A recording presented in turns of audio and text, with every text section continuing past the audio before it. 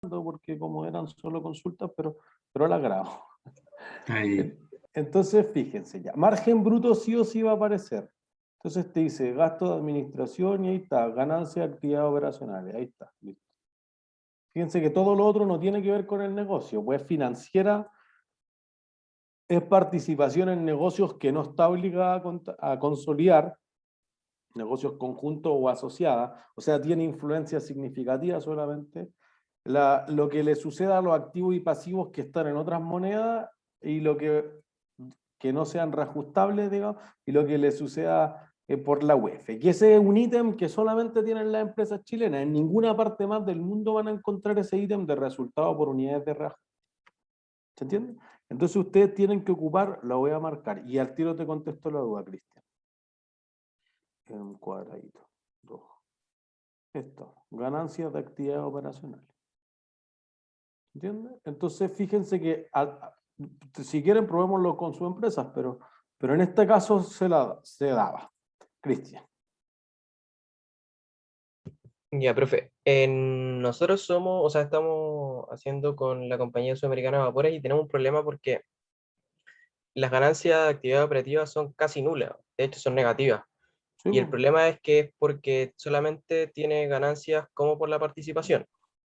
Entonces estamos viendo ahí que el que siempre es negativo y por lo tanto el EVA siempre nos da negativo. Entonces no sabemos cómo hacerlo en ese caso. Y pasa lo mismo con los activos netos. Casi prácticamente no tiene la compañía sudamericana de vapores. wait. Primero es que si ustedes me dicen Vapores no gana ni una, no me sorprende. No, no, claro, sí gana, pero por lo de la participación. O sea, lo que gana No, pero Java. es que miren, dejen ponerlo en un gráfico en todo lo que da. Y ojalá no me traicione ya, Jovina.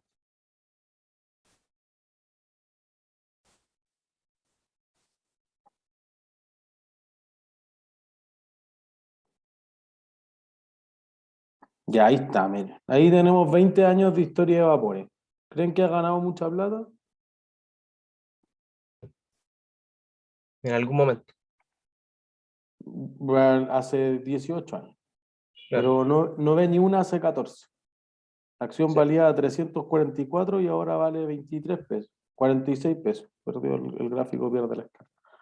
Pagó dividendo una vez, porque si alguien me dijera, oye, esto es una vaca de efectivo que se dedica a descremar la empresa y por eso que baja el precio de la acción, porque es una super pagadora de dividendos, te creo, no es así.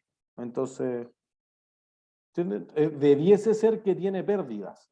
De hecho, cuando el grupo Luxich le empezó a entrar a la propiedad, que es más o menos en esta fecha, entonces es cuando uno empieza a ver que tiene problemas. Por eso que la empresa hace 500 millones de dólares en aumento de capital una vez al año y desaparecen.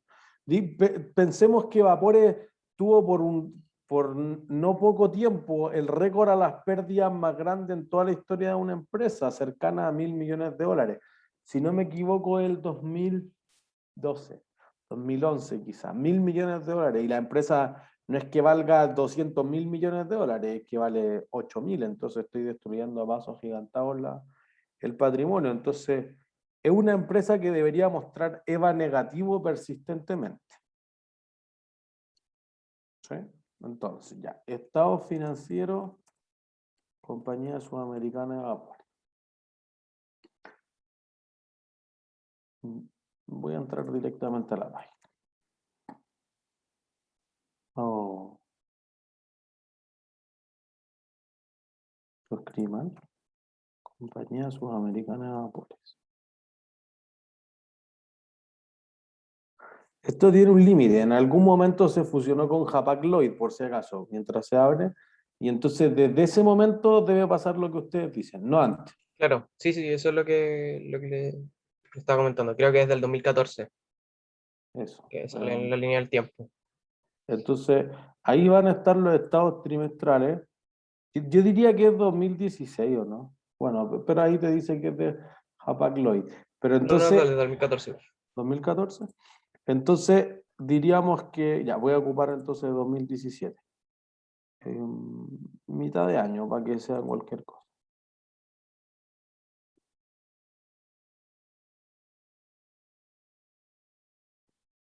Entonces, su inversión aquí es que participa en.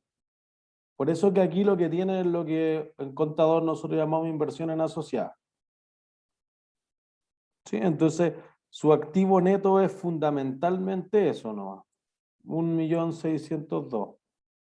¿Se entiende? Y entonces, si ustedes van acá a utilidad operacional, dado que no está obligada a consolidar nada, porque Vapores participa en Hapag-Lloyd, pero tiene más del 20%, no es la controladora, Y entonces fíjense tienen, que acá no tiene casi, son 58 millones de dólares. Lo que le queda acá entiendo que es la actividad portuaria, que más bien lo controla la sociedad matriz SAM.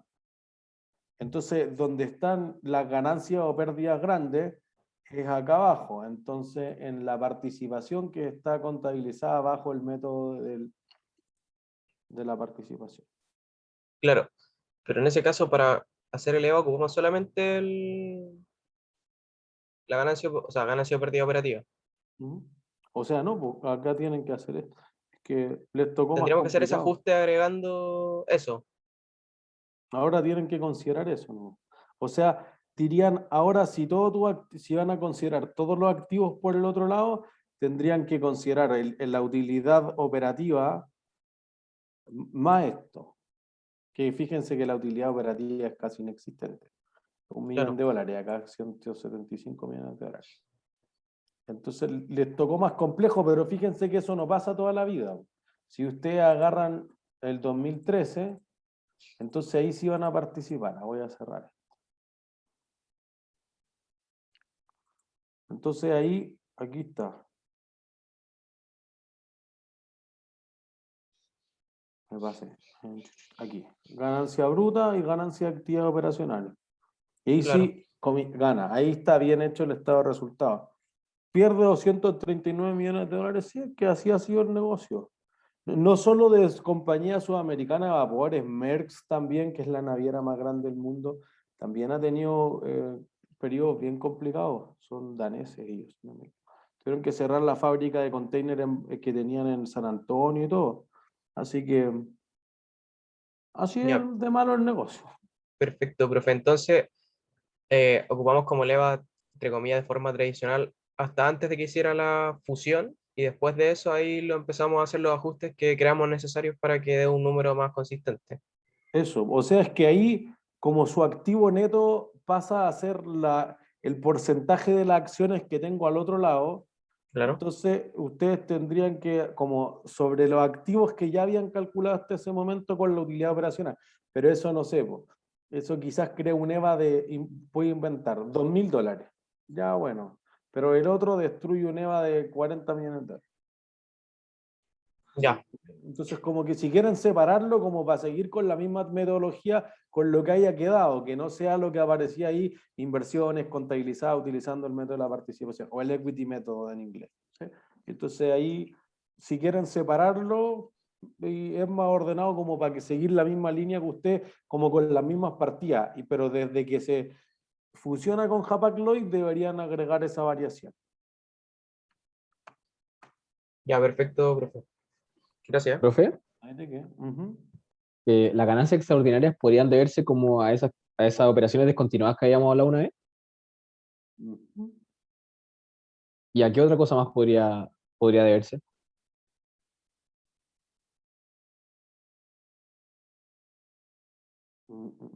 No se me ocurre otra cosa. Es que mira, primero que todo para IFRS no existe el concepto de extraordinario. Existe el concepto de recurrente o no recurrente, o continuado o descontinuado. ¿Se entiende? Entonces, por eso que podría ser perfectamente de operaciones descontinuadas. Acá, 102 millones de dólares. Ya es que vendí unos barcos que era lo que operaba, no sé, en el sudeste asiático, ya no opero más allá. Te fijas como que el concepto extraordinario que aparece, por ejemplo, en Bloomberg. Bloomberg, si pone el concepto extraordinario, no existe para IFRS, porque nada es extraordinario. Es algo que se va a repetir en el futuro o no se va a repetir en el futuro. Diría que el descontinuada es casi como extraordinario, pero no es lo mismo. ¿Se entiende? Entonces no le va a aparecer jamás ese ítem. Vale. Como para qué vamos a idear una cosa que en realidad no existe desde que ocupa IFRS. Y si agarran 2004 o agarraran una empresa de Estados Unidos, sí, pero creo que ahí ya es parte de la experiencia profesional que ustedes van a adquirir, porque es imposible en un trimestre cubrir todas las posibilidades del universo. ¿Quién más? ¿Qué me falta? ¿Qué otra Profe, empresa? una pregunta Ajá. cortita. ¿Lo que se entrega de esto del trabajo final es el Excel y el informe o solo el informe? No, solo el informe. O sea, si es bien el Excel, sinceramente no creo que lo vea. El informe tiene que tener todo. Ya, ok. Gracias. Muy Profesor, bien. Ujú. entonces para calcular el capital invertido es sumar la deuda con el patrimonio, ¿cierto? O sea, la deuda que genera interés, como dijo ya Ya, en la clase. sí. Ya. O sea, es que, fíjense, deuda financiera yo me he agarrado así con mi socio, con analistas, con directores. La deuda solo genera intereses. El resto son pasivos, pero no es deuda. Entonces, ocupar el concepto de deuda financiera es una estupidez, porque la deuda ya es financiera por defecto. O hablamos de pasivos financieros y pasivos no financieros, y por eso dice, oye, pasivos financieros corrientes, pasivos financieros no corrientes. El resto es gratis, gratis, gratis, gratis, gratis y gratis. Todo es gratis. Entonces yo diría, voy a hacer el cálculo aquí. Para vapores tenemos acá 324 millones de dólares, 548. Voy a sumar. 323, 789, 548, tengo 8, 656. Listo, 872. Entonces, eso es lo único que es deuda. Así que diría, deuda son 872,4 millones de dólares. Más cuánto hayan valido las acciones en ese momento del tiempo. ¿Se entiende? Entonces, diría, 30 de junio del 2013, voy a inventar. Valían 150 pesos la acción y había 2.000 millones de acciones. Entonces, esto valía 2.000 por 150, 300.000 millones partido, tipo de cambio, no sé, 700, estoy especulando. 428,6 millones de dólares. Todo esto está en dólares, pues fíjense que a los que hicieron vapores, la moneda de presentación en dólares, no vayan a haber calculado un WACC en pesos que van a dejarla en barra. Y ahí está, y ahí pueden decir, oye, ¿cuánto tiene invertido? Más o menos 1.300. Casi cerrado, de hecho, 1.301, fíjense. Listo. Ese es su capital invertido. Entonces ustedes dirían, voy a anotarlo, 1.301 millones. Entonces, utilidad operacional. Aquí. Trimestre, pues fíjense, yo diría que todos dicen, debería ser súper poco. Si leen bien, por favor lean bien, te dice por 3 meses o por 6 meses. Ahí ven que este es el acumulado y ven que este es el trimestral. Y les diría que ninguna empresa no hace eso. Entonces, el que no lo vean es que lo buscaron mal nomás. Y uno de los objetivos de aprendizaje es justamente escarbar y encontrar en los estados financieros. Entonces, lo que ganó fueron 21 palos verdes. Entonces vamos a decir, EVA, 21, 644.000. Eso es antes de impuestos, por uno menos. Tasa de impuesto del 2013, 20%. Menos carga de capital. Dijimos, 1.301 de capital invertido por lo que haya sido el WACC. Pues como están haciendo trimestral, no vayan a ocupar una tasa anual. Entonces van a haber dicho, oye, el WACC efectivo trimestral, no sé, les dio 8% al año. Entonces deberían hacer esto. 1.08 elevado a 0.25 por 100. Y eso nos va a dar 1,94%. Entonces, 0.0194 por 1.301 cuesta 25,23. y 21.64 por punto 8. Acá por punto 8 menos esto. EVA menos 7,92 millones de dólares. ¿Qué debió haber pasado con el precio de la acción en torno a la fecha que publicaran esto? Digamos que esto se supo el 7 de agosto del 2013, pues son estados financieros al 30 de junio, no chasqueó los dedos y aparecen los estados financieros. Entonces, en torno a esa fecha, ¿qué debió pasar con las acciones? Bajaron. O Bajaron. bajar. Eso es lo que debió pasar. Pues. Entonces, si bajaron, ustedes ya le ponen un ticket. Hacen el otro trimestre. Entonces, pueden decir, Pero, oye, mira, yo profe, yo evalué... tengo una pregunta ahí, Ujú. que el periodo es 30 días hacia atrás y 20 hacia adelante desde la fecha de anuncio. ¿Qué dice el paper? Eso dice. Eso. Pero, y calculamos como el promedio de la rentabilidad diaria de esos 50 días. Ujú. O sea, ustedes dicen, mira, la acción debió bajar, ya. Aquí no es solamente, ya, si baja, listo. Porque lo mínimo que debería rentar es algo. Entonces, cuando ustedes llegaron a un WACC de 8%, voy a inventar. Ustedes dijeron que el retorno del equity era del 13, por ejemplo. Ya, anual, efectivo anual. Entonces, ustedes me van a decir, mira, en el intervalo, ¿qué es? Menos 30 días hacia acá, más 20 días hacia allá, pasó la acción de 160 a 145. Ya cayó. Miren, a 144. Cayó 10%. Ya listo, está claro. Los inversionistas sí pescan los estados financieros y en especial el valor económico agregado. Si alguien me dice, no, pues que debió subir, ya el EVA hubiera sido positivo. Y entonces esto fue hasta 176. Para el otro lado, 10%. Oye, no, es menos que el 13%, eso estaría malo, porque el 13% en 50 días tendrían que poner, miren, el retorno en la ventana de tiempo.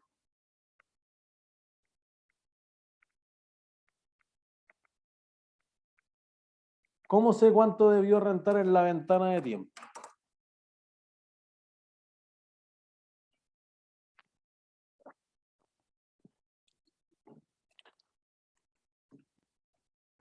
Dígame usted.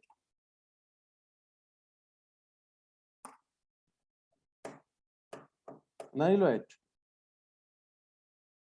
¿Alguien Lo ha que le exige el intentado eso? inversionista, ¿Ya cuánto? Pues? Díganme cómo llegar a eso. el costo del patrimonio, ¿Cuánto? pero quiero un número, profe. Sí. Yo no ¿Cuánto estoy haciendo implica un vapores, número? pero Ya, pero ¿cómo lo hicieron en su caso? O sea, miren, le estoy con dando una opción gratis. comparable, desabalancando el beta, No, pero ya, apalancando ¿cuál hacen ustedes, John? en él. En él, ya. ¿Cuánto les dio acá? Ya. ¿Se acuerdan que hubo que corregirlo porque les daba menos que los bonos? Ya. Sí, Digamos que les dio 10%, sí, pero me esto es dio- anual.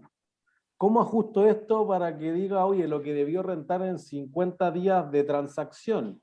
lo le dais a 50, dividido en 365. Ya, listo. Sacar la diaria, o los de 50 días. Ya. Entonces, aquí puede haber una salvedad. No esperamos que el trabajo sea perfecto, esto no es una tesis. Si estos son días lineales, está perfecto. Si alguien tomó días de transacción, ojo, porque cuando vayan agarrando el precio de la acción de 30 días antes, si ustedes quitan 30 días lineales, entonces obviamente están tomando 50, pero la base va a ser menos. ¿Cuántos días de transacción al año hay? ¿Alguien sabe? En Excel lo debieron haber dicho. Es que en Excel lo que hicimos fue borrarlo simplemente. Ya, pero ¿cuántos días de transacción efectivo hay en un año? Deben ser como unos 270 por ahí, Sí. 300. 255. Ese es el promedio de los días de transacción efectiva. O sea, mira, si quieres dividir 365 dividido 7 multiplicado por 5, ¿no? Quítale los fines de semana y unos cuantos feriados y chao. 255. Entonces, ojo, si alguien lo hizo con días de transacción, tiene que hacer el ajuste así. ¿Se entiende? Entonces, digamos ya, 50 sobre 365, que era el original, ustedes van a convertir eso en 1,5. Entonces dicen, oye, aquí debió subir de 160 a 1,5% de eso será 164. Como subió 10%, entonces los inversionistas generan un retorno anormal sobre eso, sobre esa, digamos, información que es el valor económico agregado. Denme un segundo, perdón.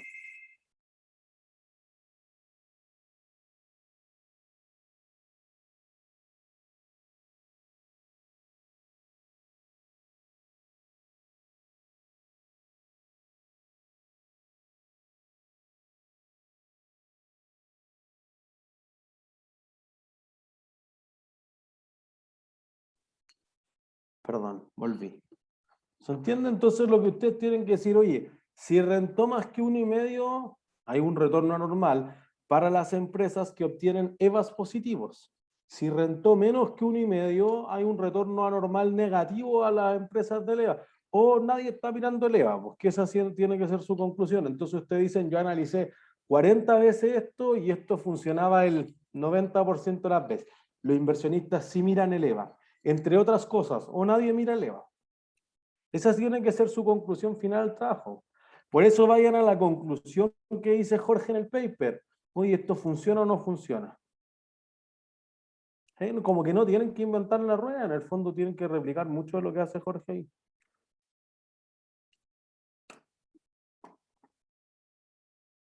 ¿Sí? ¿Qué más? ¿Qué otra empresa?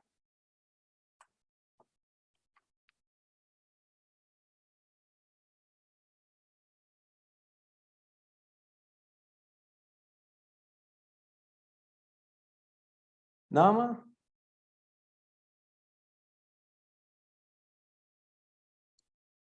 ¿Nadie tiene alguna duda de ese tipo de cosas?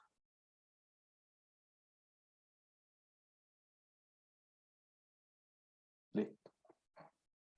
Entonces, vuelvo con esta cuestión para acá arriba, de para acá.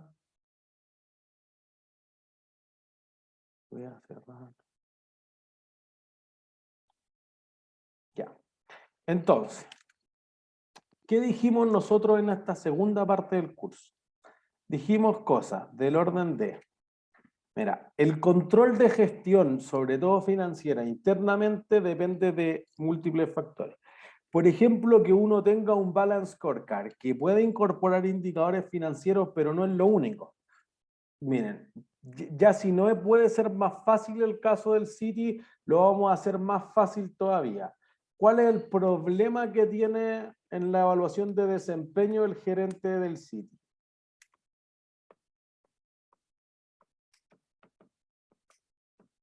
Los que ya entregaron el caso. ¿Cuál es el La problema? multidimensionalidad, profe, ¿Por qué? porque solamente se fijaban generalmente en los ratios financieros. Eso. Entonces, pero en el caso particular, ¿ustedes le dieron sobrecumplimiento o no? Bueno, lo que plantean ahí, que uno me parece que no es una traducción del todo exacta, ¿sobre la par o bajo la par? Bajo la par, ¿Por qué? porque habían algunos, o sea, es que habían algunos que se cumplían y otros que no, pero dependía mucho como del caso. Pero, ¿cómo trataba a los clientes?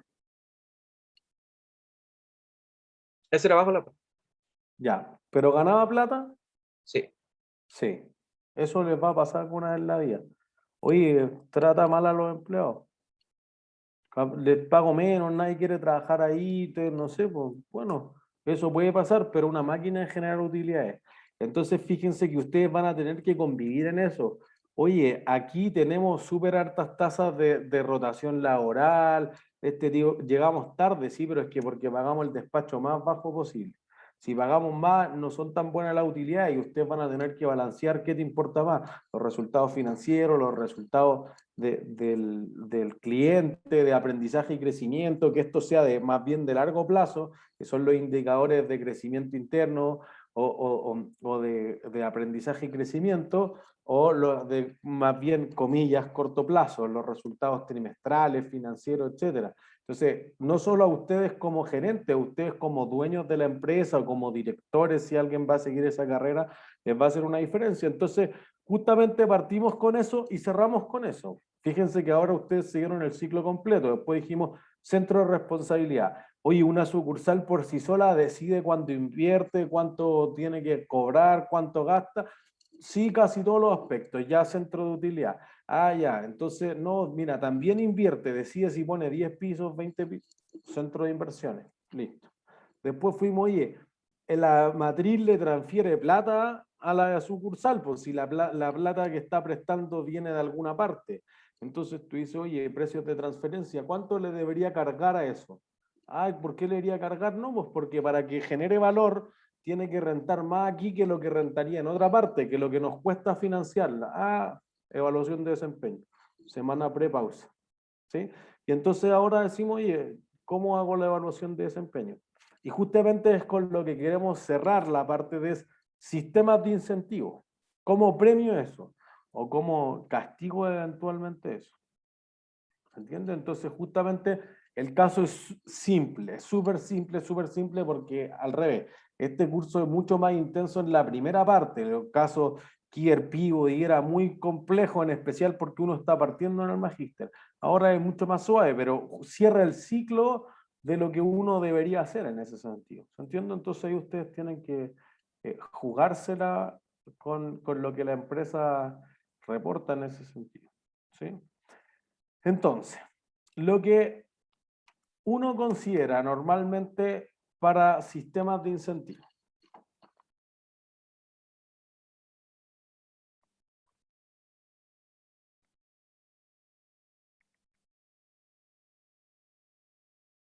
Ustedes son líderes de proyectos, o ustedes son gerentes de área o gerentes generales, y quieren premiar a sus trabajadores.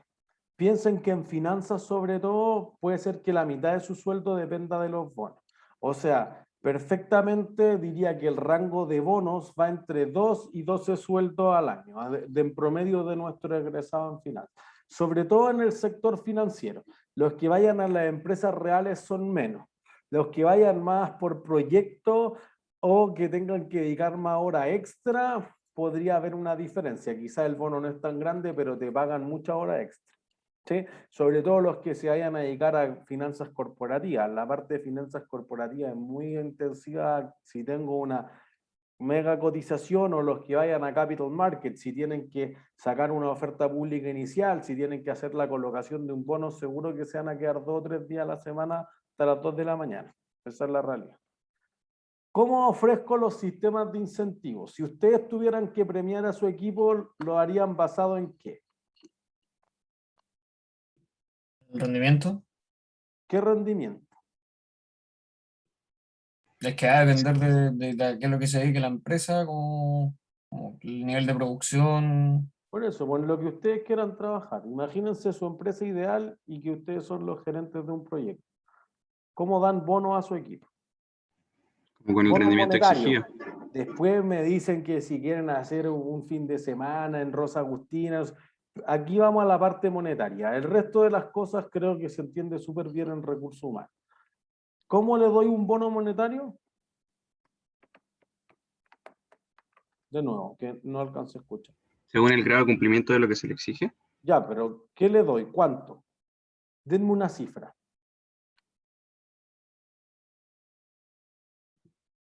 80 lucas. ¿De qué? ¿A cada uno? ¿A todos? ¿Se reparte? Cada uno. Ya. Y eso es un fijo. ¿Cuánto ganamos en el proyecto? 40 lucas. Y di 80 de bono. Perdimos plata. Estamos mal. De nuevo. Por ejemplo, ¿Un porcentaje de su sueldo? ¿Algo así? ya, por ahí va. Un porcentaje del sueldo. ¿Ya cuánto? Puede ser como un 5% por ahí, ¿o no? Me Muy imagino. poco. No, nadie va a querer entrar a esa empresa. Legalmente, el 25%. No sé si a alguien le ha tocado hacer la práctica en esto, pero la gratificación dice que legalmente el 25%. El 25% de las utilidades de la empresa, esto es lo más tradicional, este es el nivel más bajo de incentivo que ustedes pueden dar. ¿Entiendes? Por eso después las empresas también tratan de hacer tributariamente alguna forma de bajar la utilidad porque así no tienen que repartir la gratificación. Depende del tipo de contrato además. No quiero entrar en ese área, pero depende que tú tengas un contrato ejecutivo o que tengas un contrato común y corriente, digamos que está la gratificación legal.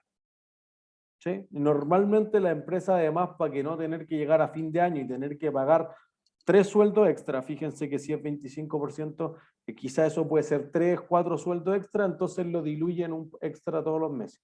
Entonces diría que las empresas quizás más, ¿cómo decirlo de una forma elegante? Más sucia, menos transparente, bajan el base y dice, oye, pero lo que yo te ofrecí ya incluye la gratificación.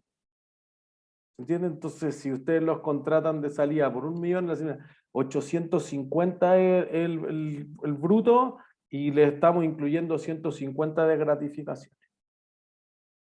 ¿Entienden? Entonces podría ser algo de ese tipo. Ya eso es una de las formas. Diría que es otro porcentaje, depende literalmente de las utilidades, que puede ser de la utilidad operacional, en algunos directorios se paga como un porcentaje del EBITDA, lamentablemente, etc. Pero depende justamente del rendimiento que haya tenido la empresa. Por ejemplo, nosotros en el Santander era un 2% de todas las captaciones, no un 2, un 0,24% de todas las captaciones que hiciera ese banco, pero se distribuía entre toda la mesa, institucionales, corporativos, medianas empresas, pymes y liquidez, que maneja la tesorería del banco. Entonces, eran muchas personas, yo diría que eran unas 50 personas, pero era un porcentaje de cierta meta que tiene. Entonces, tú decir, oye, necesitamos obtener una utilidad de tanto, y si obtenemos una utilidad de tanto, esto. Por eso que después uno va a decir algo de este orden. No quiero darle una receta porque me parece que esto ha cambiado mucho con el tiempo, pero sí uno dice, oye, si tú pusiste un objetivo, voy a ponerle acá cumplimiento. Entonces decimos, mira, el objetivo de este proyecto es que ganemos $1.000.000. Ya voy a poner ahí una línea.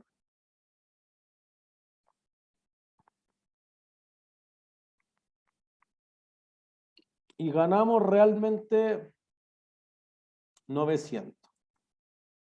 Por cualquier razón. Nos demoramos más, no nos ganamos el premio por tiempo. Los que vayan a trabajar a la construcción, por ejemplo, se activaron boletas de garantía porque no pudimos cumplir con los plazos. Entonces del millón se nos fue 100.000 en boletas de garantía que se activaron. No quedó el millón nomás, pues ganamos 900. ¿Ya? Entonces, si llegamos a 900, ¿cuánto pago de incentivo?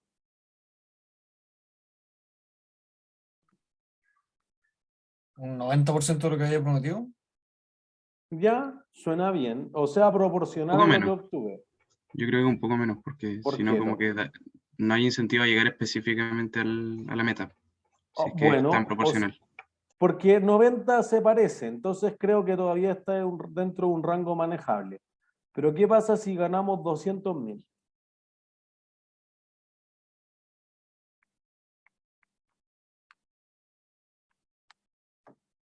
No reciben nada, me imagino, ¿Por qué no? porque no cumplieron menos de la mitad, mucho menos de la mitad. Pero ustedes me dijeron que era un porcentaje de las utilidades, ¿no? O del sueldo, pero igual ganamos. Ganamos poco, pero ganamos.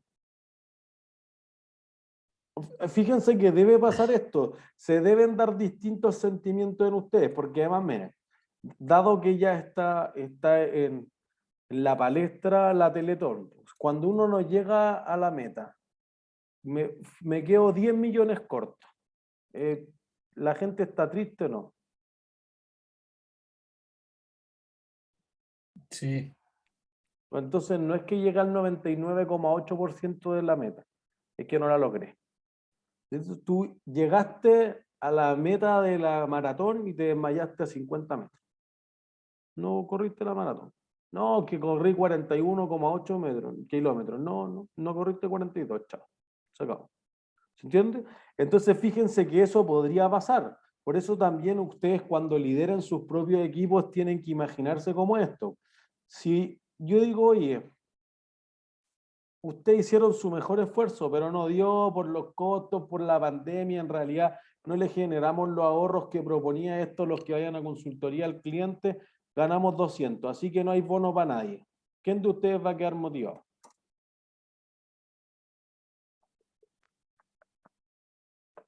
Nadie, listo. Entonces al revés, si ustedes lideran el proyecto, aunque ganen poco, deberían dar algo de bono.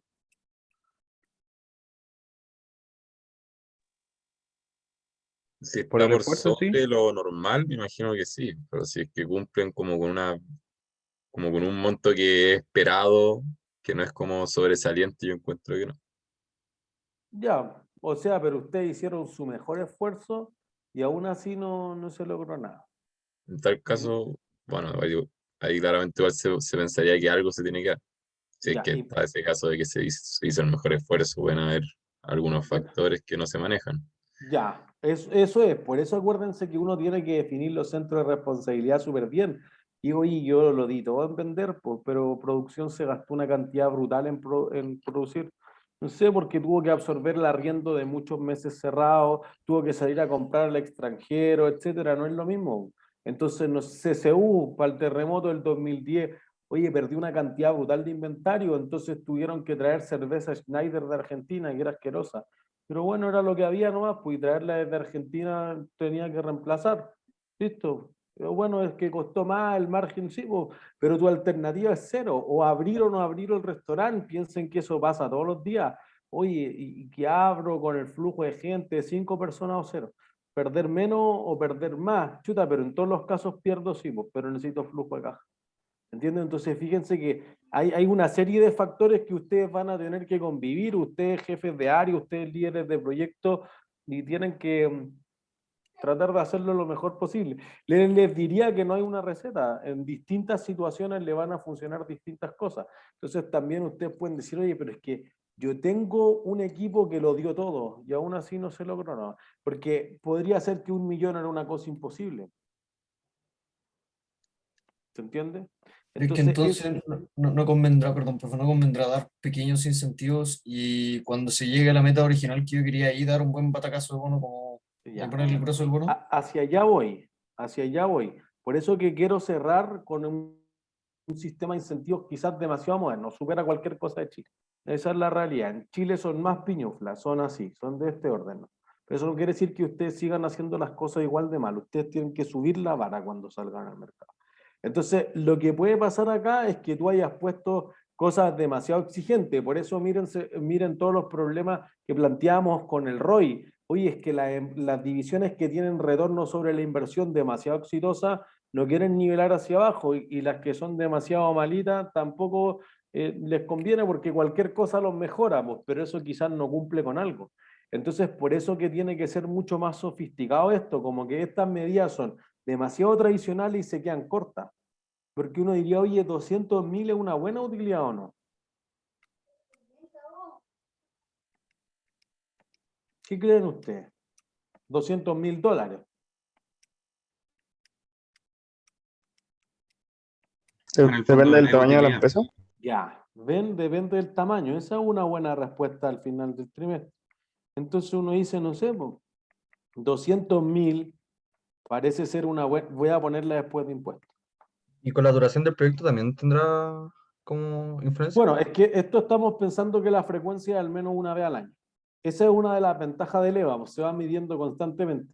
No digo, oye, es que el BP en el proyecto es positivo, pero en realidad empiezo a recuperar la plata el año 15, capaz que nadie permanezca 15 años en una misma empresa. ¿Entiendes? Entonces uno podría decir, oye, que aquí yo ocupé 10 millones. Ya, pues, ¿y cuánto era el costo de capital? 5%. Ah, entonces, mira, debiste obtener al menos 500 y obtuviste 200, destruiste valor. ¿Se entiende? La gracia del EVA es que eleva todos los EVAs del año traído a valor presente son justamente el valor presente neto del proyecto. Entonces eso alinea la decisión entre un evaluador de proyecto y alguien que tiene que crear el sistema de incentivos. Por ejemplo, si es que no fueran la misma persona, obviamente.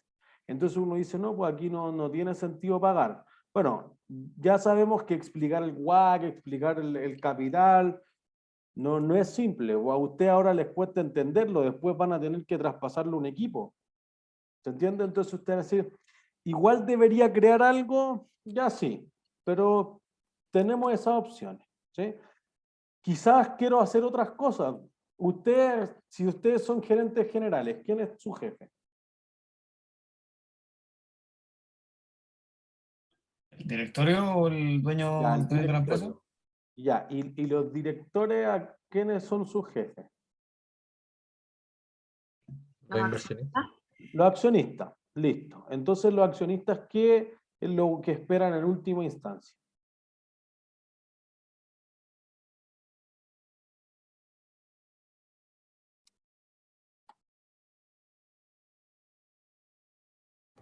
Dividendo. Ya, listo. Y si no es dividendos, ¿qué esperan que pase? Que suba el precio de la acción. Eso es. Entonces, una opción literal es que se den employee stock options. ¿Alguien sabe lo que es una opción sobre acciones para empleados? Ofrecer compra de acciones. ¿Y qué diferencia tiene con pagarle con acciones literal? Que se las vende mucho más barato, ¿Por qué? porque es una opción, porque establece, unifican el precio y después la persona tiene como la opción, valga la redundancia, de comprarla o no comprarla, no tener la obligación. ¿Y la opción es más barata que la acción? Si es que está más barata que la acción, conviene comprarla. Si es que no, no. No, pero la opción. Por eso, Mira, pues, ¿qué- si la opción es más barata, conviene comprarla. No. La opción podría ser más barata y aún así no conviene comprarla.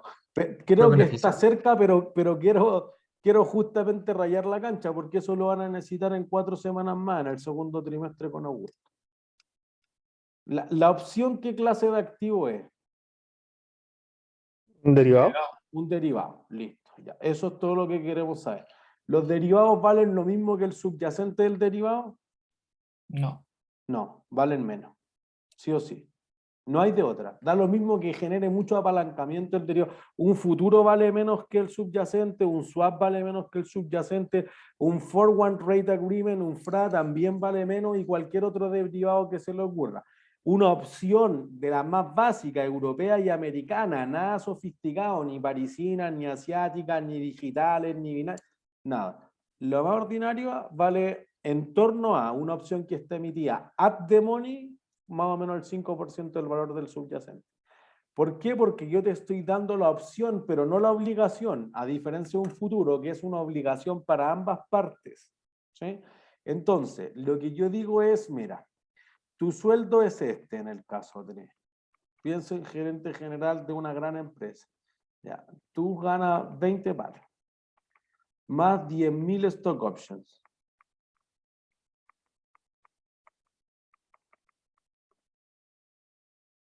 Entonces, con precio de ejercicio de 3 lucas.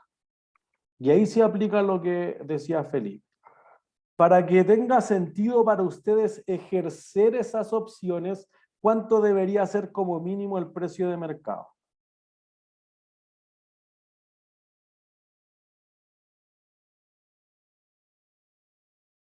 ¿3.000? 3.000. Si valen 2.500 en el mercado, sería súper tonto comprarlas por 3.000. ¿Se entiende? El K se refiere al precio de ejercicio o strike price típicamente, por si acaso. Yo creo que ojalá todos lo hubieran nombrado al menos al final de Finanzas 2. Si no, no se preocupen, no es nada terrible, Augusto va a partir desde cero el segundo trimestre. Pero van a decir, mira, si vale 5.000 y yo las compro por 3.000, ¿cuánto me gano? 2.000. 2.000, listo. Entonces fíjense que si yo hago subir la acción hasta 5.000, me gano 2.000 por 10.000, otros 20 palos. Doblo el sueldo si la acción sube hasta 5. Entonces, ¿hasta cuánto tengo que hacer subir la acción? Perdón. Hasta 5.000. No, Lo más que Lo pueda, ¿no? máximo lo posible. más que pueda. Listo. Notarán que tiene un lado oscuro. La Polar pagada con muchos employee stock options. ¿Se entiende? Puedo tratar de subir el precio a cualquier costo. Pero si obviamos el dark side que tiene, esto alinea. Tú no eres dueño de la empresa, pero a ti te interesa lo mismo que el dueño de la empresa. Porque si no, fíjense que en todos los otros casos a ti te importa que suba tu porcentaje de sueldo. Me da lo mismo si la acción baja. Total, la plata no era mía. Por eso que Leva dice, oye, gané 200. Sí, pero debiste haber ganado 500. Ah, no, pues si esa plata no era mía. No tiene costo el capital. No, pues así no funciona la vida. ¿Se entiende? Entonces, por eso que Leva te alinea eso y por pagar un porcentaje del sueldo, un porcentaje de la utilidad, no contrarresta que el capital que tú utilizaste, que tú invertiste para conseguir esa utilidad costó algo. Los inversionistas tienen que pagar sus propios préstamos que tomaron para comprar acciones de la empresa. La empresa misma tiene que pagar intereses. Entonces, claro, ganaste 100 y pagué 200 en intereses, salí en contra igual, ¿cómo te va a dar un bono? ¿Se entiende? Entonces aquí tú te alineas. Entonces, a diferencia de una opción normal, las employee stock options normalmente no se pueden transferir. A diferencia, por ejemplo, de una OSA, una opción de suscripción preferente de acciones, que últimamente hay harta en la bolsa, tú sí puedes venderla. Entonces, se la otorgan a los accionistas actuales y dicen, oye, no quiero entrar en aumento de capital, no tengo plata, nada, la vendo, pues como cualquier otro activo financiero, aunque sea un activo financiero derivado. ¿Sí? Entonces, fíjense que ahí crea un alineamiento. Otros derivados que se parecen mucho y que ahí lo van a ver ustedes con Augusto es un warrant. Un warrant, a diferencia de una opción, cuando tú ejerces el warrant, va a existir una diferencia. Pasa esto. Yo digo ya, si ustedes pueden comprar las acciones por 3.000 y el precio sube hasta 8.000, ¿ejercen o no ejercen las opciones?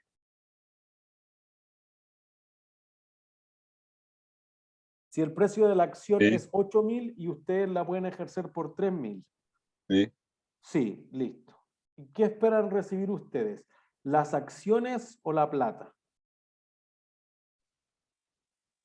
Las dos van a ser lo mismo al fin y al cabo. No diría exactamente, porque si yo les paso las acciones, ustedes las tienen que vender.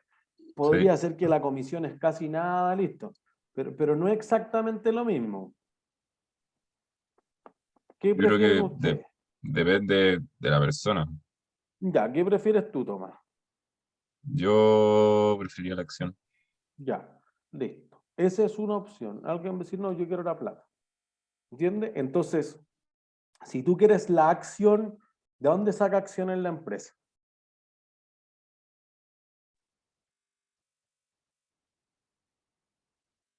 Tendrá que emitir si es que no hay.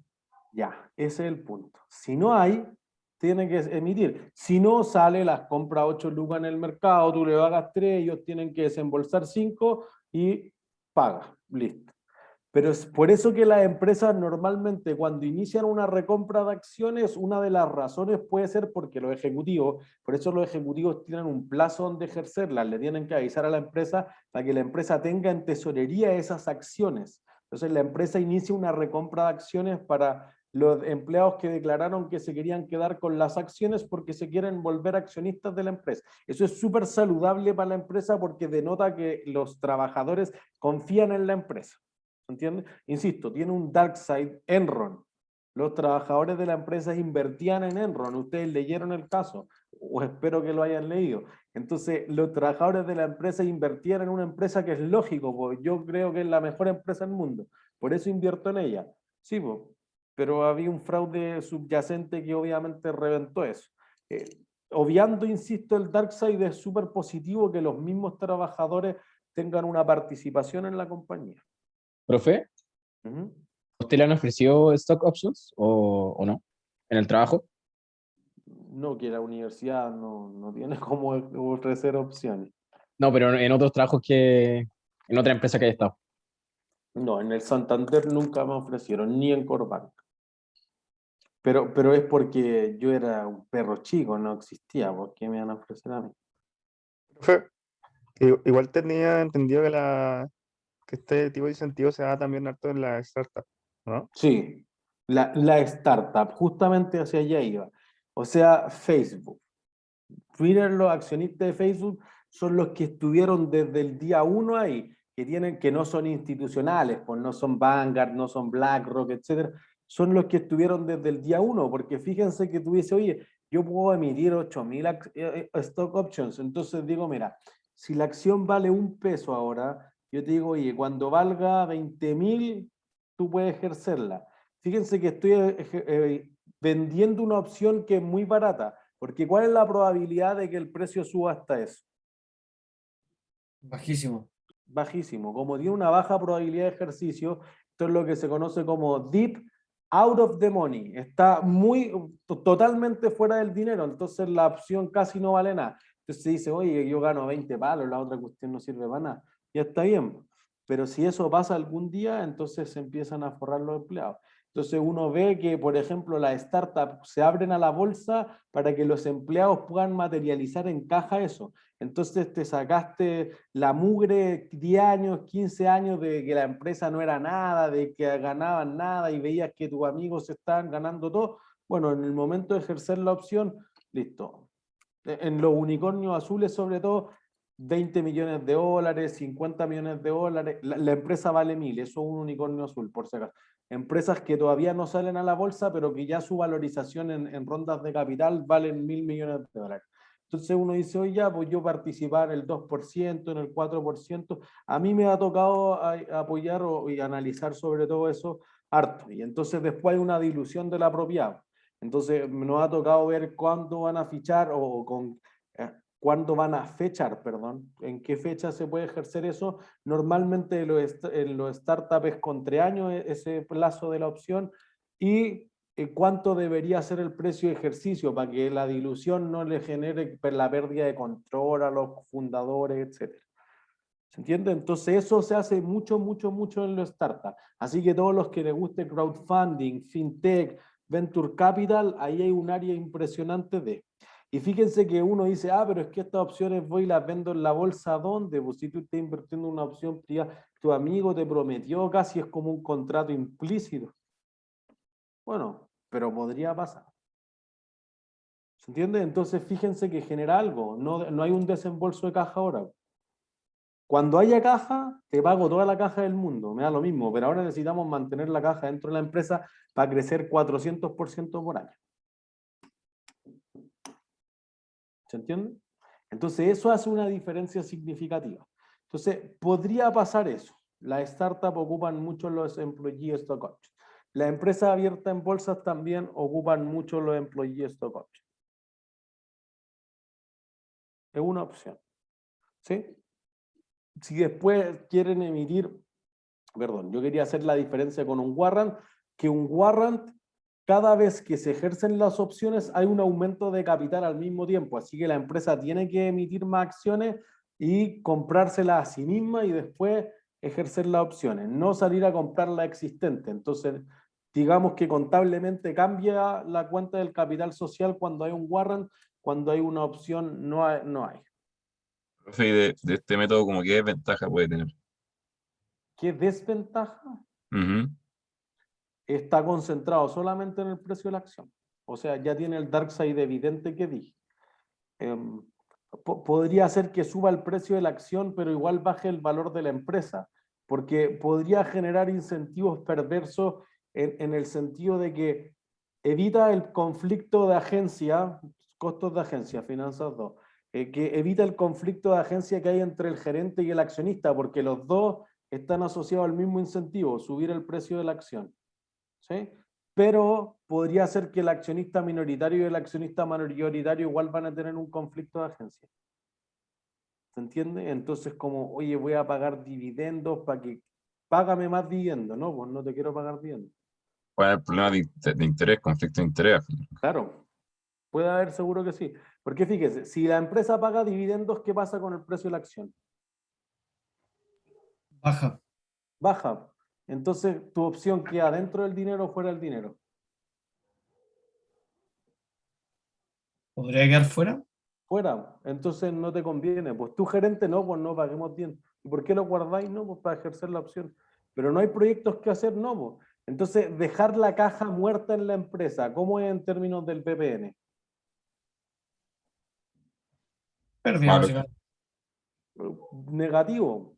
¿Pero por qué? Porque renta, ya quizás no es caja en la cuenta corriente, pero el money market te renta RF.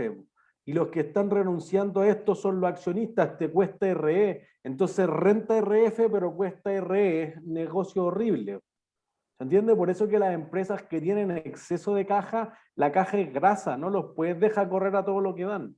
La caja en el fondo reduce el escudo tributario que tiene la empresa, porque tiene más utilidades, tiene que pagar más impuestos. Así que las empresas que tienen una caja extraordinariamente gigantesca, Apple, por ejemplo, le tocó mucho hacerlo durante el 2013, sobre todo, que tenía 200.000 millones de dólares en caja y cuando se puso a pagar dividendos como loco, la acción se disparó a lo que ahora, pero no antes. Entonces, podrían generarse conflictos de agencia. O sea, les diría que ningún sistema de incentivo es perfecto.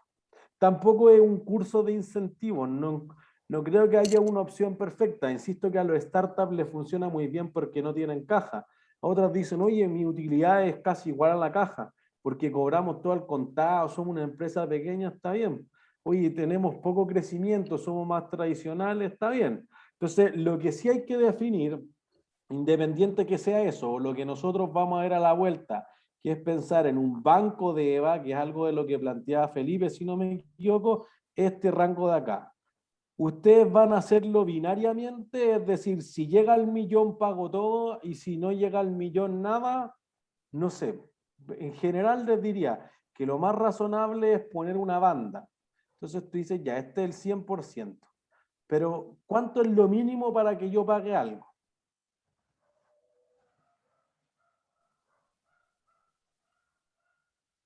¿Cuánto creen ustedes que es lo mínimo? La meta. 400.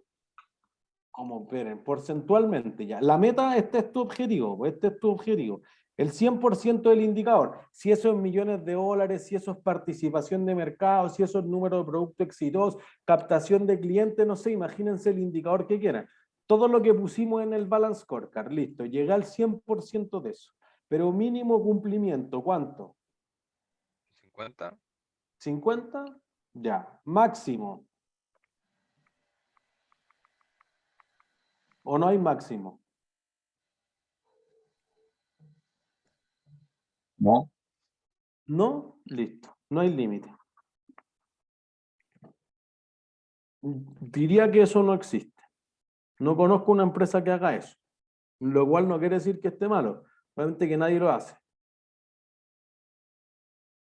¿Alguien le ve un problema a eso? Sí, creo que es mejor tener límites. ¿Por qué? Si no van a llegar al 100%, no van a seguir. A lo mejor como... No, no, ojo, le pago, o sea, miren, insisto, si su 100% era 1 millón y alguien gana 2 millones de dólares en venta, no sé, por las compañías de seguro, algo simple, oye, ya, pues te pago el 5% de 2 millones y de 3 y de 5 y de 10. Lo que pasa es que si tú tuviste un sobrecumplimiento de 70%, fíjense que llega al 170% de la meta, 1.700.000, ¿cuál es la probabilidad de que el próximo año llegue a ese nivel de sobrecumplimiento?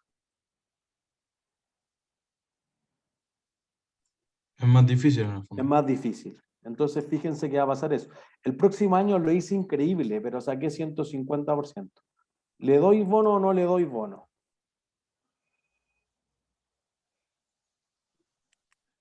Debería darle igual. Debería darle igual, listo, pero cada vez es más difícil. 120%. Entonces, de nuevo, miren, en el caso de la Teletón es muy evidente. La meta de la Teletón de cualquier año, ¿qué es? ¿De dónde sale esa cifra? Año anterior. De lo que alcancé el año anterior. Entonces, si tú este año quisiste recaudar 30.000 millones y llegamos hasta 35.000, no es que el siguiente año va a ser 30.000 más la inflación, es 35. Entonces, fíjense que si uno un año quiere dobla la meta, como que fregamos para la siguiente porque vamos a tener que llegar al doble. Entonces quizás dice, mejor me guardo la donación para el próximo año porque si llegamos al 102, al 105, cumplimos esa y tenemos más probabilidad, si tenía la plata ahora, de cumplir el siguiente. Si llegamos al 200, cumplimos esa y capaz que no cumplamos nunca más. Los que les gusten los fondos de inversión privada o los hedge funds, sobre todo los fondos inmobiliarios, tienen un watermark. Dicen, oye, mira, hay un performance fee, que lo que ocurre es que yo te cobro el 2% del éxito. Entonces, por ejemplo, el IPSA rentó 8 y tú rentaste 15, gané en 7. Pero si el siguiente año tú rentas 15, no me sorprendiste, porque tú el año pasado ya hiciste 15. Entonces el watermark es justamente la rentabilidad más alta que tuviste y hasta ahí tiene que ser por encima de esa marca de agua que tú vas a cobrar el performance fee. Si no, no da. Si no, te cobro la remuneración fija, que no tiene que ver con el desempeño. ¿Se entiende? Entonces, insisto, solamente quiero mostrar que existe un universo de alternativas, dependiendo de la industria en la que trabajen, que podría darse eso. Me parece que lo que ustedes plantean tiene sentido, limitarlo por arriba y limitarlo por abajo. O sea, si sacaron el 10%, creo que es obvio que no hay bono. Pero si sacaron 95%, a todos les debería quedar una duda razonable de que debería pagarse algo. Quizás no lo mismo. Quizás tú dices, oye, si llegamos a la meta del 5% de la utilidad, si quedamos entre 80 y 100, pagamos el 4%. Y si estamos entre 100 y 120, pagamos el 6%. Perfecto. ¿Se entiende? Entonces, podría haber algo, pero eso es ojalá para suavizarlo en el tiempo. Y entonces justamente eso es algo más potente que vamos a hacer a la vuelta. Entonces a la vuelta vamos a hacer un ejercicio del banco de EVA y lo que yo tenía planificado es que resolviéramos ciertas preguntas del material de estudio para el examen. Diría que unas 5 cualitativas y unas 5 cuantitativas en lo que se sientan más débiles y con eso debiésemos terminar este trimestre. ¿Sí? Vamos al break entonces y volvemos a las 5:14. Vale, profe. ¿Profe? ¿Sí? Eh, Ya. Estamos de vuelta entonces. Entonces, para cerrar la idea del sistema de incentivo, entonces tenemos todas estas opciones. No hay una que calce mejor que otra, sino que se debe adaptar a las necesidades de la empresa en ese sentido. Sí, la idea de eleva y quizá ir guardando como una especie de colchoncito es algo más sofisticado. Diría que no me ha tocado ver un caso todavía en Chile que ocupe algo tan sofisticado, lo cual no quiere decir que ustedes ojalá no vayan a implementar algo más allá de lo que nosotros tenemos actualmente aquí. Sí les diría que las grandes empresas en el extranjero lo utilizan. Entonces, cuando a ustedes les toque trabajar en empresas grandes, internacionales, L'Oreal, Coca-Cola, etcétera, probablemente vayan a haberse enfrentado a algo. ¿Sí? Hagamos este ejercicio y después resolvemos las 10 preguntas del material de estudio que yo le había dicho para que demos cierre al trimestre. Entonces, consideremos que el bono se va a pagar con base en el EVA, ¿sí?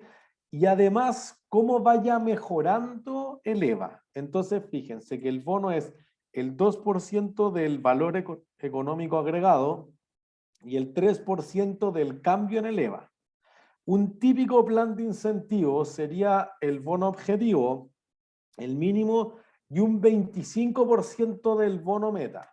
Entonces, yo te pago una parte de eso, pero si tú lo obtienes completamente, entonces va a acumular en ese sentido un poco de ese bono hacia el futuro. ¿Sí? Entonces, digamos que lo que sucedió durante 5 años en la empresa es esto. Colocamos el año 0 para que se pueda medir la variación. Oye, esto actualmente y desde el próximo año la mejora va a ser tanto. ¿Sí?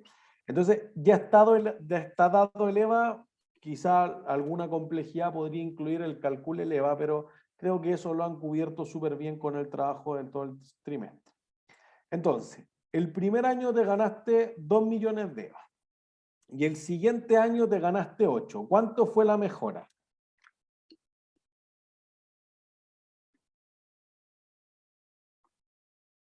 Si el primer año ganaste 8, ¿en cuánto mejoró el EVA? En 6, listo. Entonces fíjense que esto apunta a lo que hablábamos antes de irnos al break. Si en realidad tú tienes 2 y el otro año obtienes 2, es bueno que cree valor, pero sigue siendo 2. Como que no produce a incrementar los retornos con el tiempo. Entonces tú vas a decir, mira, ¿cuánto va a ser el bono? El bono va a ser del año 1. Lo voy a replicar el cálculo solo para el año 1. El 2% de los 8 millones. ¿Ya? Entonces esto va a ser 160.000, si no me equivoco. ¿Sí? Más el 3% de la mejoría. Y la mejoría era 6, ustedes me dijeron. Entonces, esto es 180. ¿Ya? Entonces aquí la duda sería, ¿le pago todo?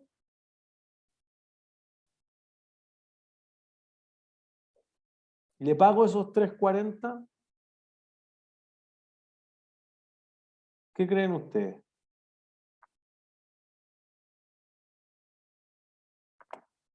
¿Pago los 340 o no pago los 340? Sí, profe. ¿Sí? ¿Por qué? Porque, o sea, es que depende de la meta al final que nosotros hayamos designado. Pero si la meta fue solamente que el beta fuera mayor a 0, entonces sí lo pago. Ya, pues, eso es, el bono fue mayor a 0, le pago todo, pero ya fíjense, ¿qué pasa el siguiente año? Pagué los 340, así que ganamos 340, pagaste los 340, así que te va a quedar un saldo igual a 0. Listo, esto es año 1. Siguiente año, fíjense. Tuve EVA de 5, ¿eso es bueno o es malo? O sea, va a recibir la primera parte, pero en cuanto a variación, la parte No, que pero era... primero, va a ¿usted recibir menos. estaría, el precio de la acción debería subir o no? Sí, debería subir. Listo, ya. Eso es como lo que ustedes tratan de mostrar en el trabajo. Ahora, ¿es extraordinario? Comparado al mes anterior, al año anterior, no. Ya, ¿ven? Entonces fíjense que psicológicamente, para los que estén bien en Behavioral Finance con Jaime, esto debería ser muy evidente. Oye, psicológicamente me quedé con la idea de 8 este año, son 5, pero ¿por qué no obtuviste 9 o 10 o 11 en tu región, en tu producto, en lo que sea? No, es que no se pudo, no se, ya bueno, es parte de, entonces tú dices, ya, entonces no hay bono. Pero fíjense esto, si yo hago el cálculo para el año 2, me voy a cambiar de color. Me gano el 2% de los 5. 100 lucas, $100.000. ¿Más cuánto?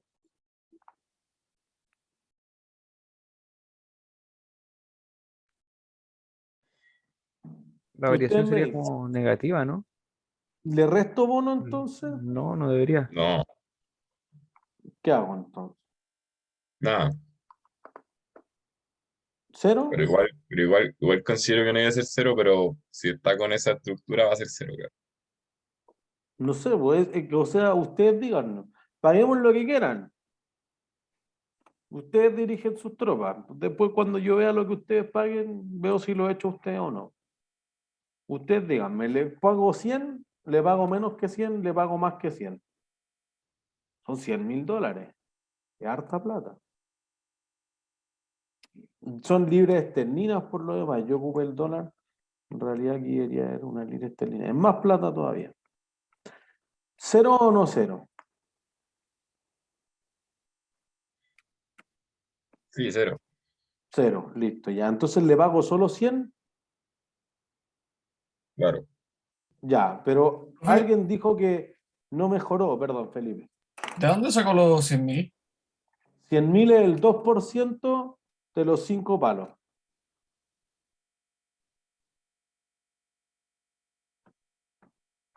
¿Sí? Perfecto, gracias. Ya. Entonces alguien dijo que desmejoró. ¿En cuánto desmejoró? En 3. Entonces yo digo, oye, 3 millones en negativo por el 3%. Oye, destruyó valor comparado con el año anterior en 90.000 libras. Entonces podría decir, si yo hago la matemática pura, me da 10.000 nomás de bono. Eso es lo que le tengo que pagar. ¿Alguien pagaría 10?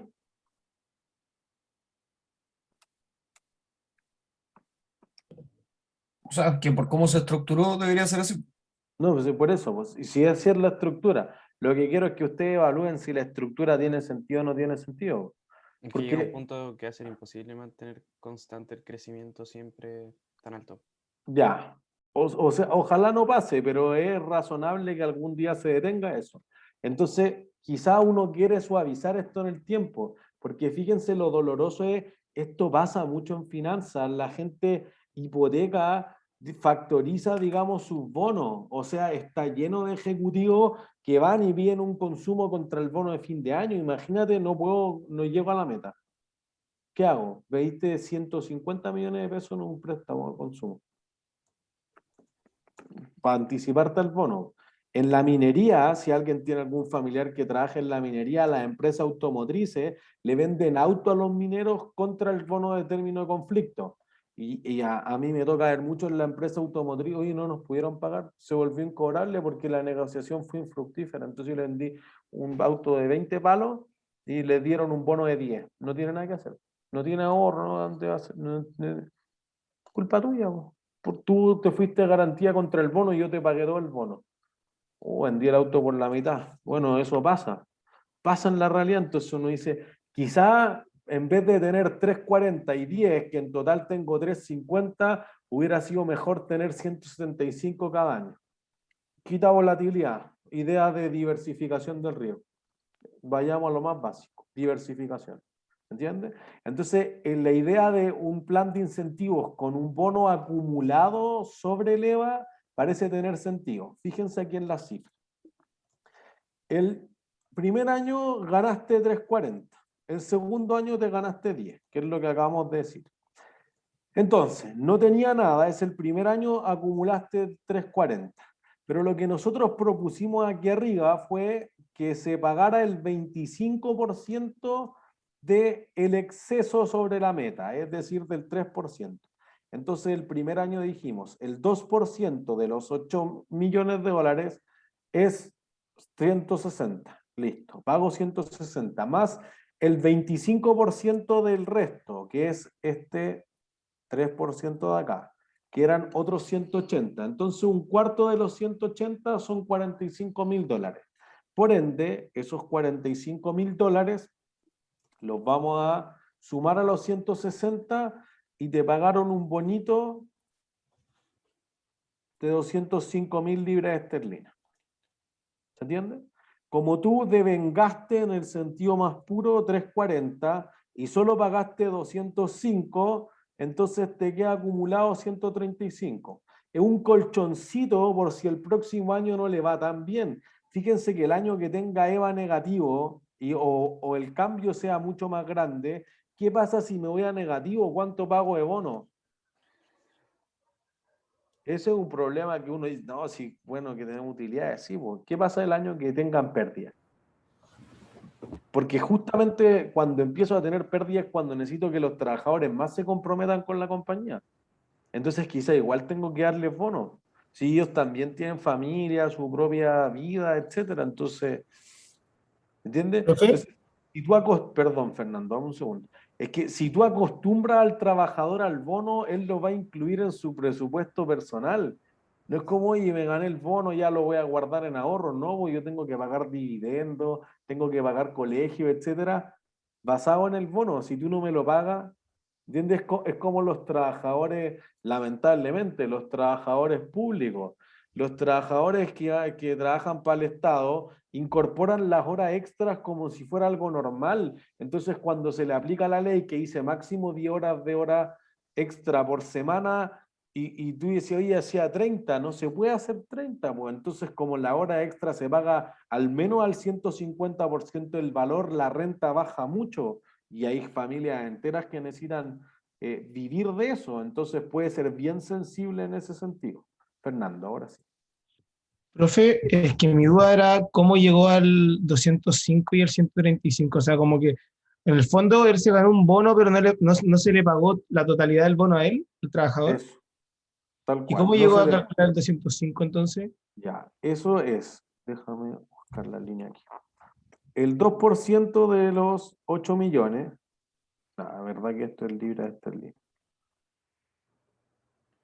Ah, más el 25% del 3% de elevado, ¿no? Eso, tal cual.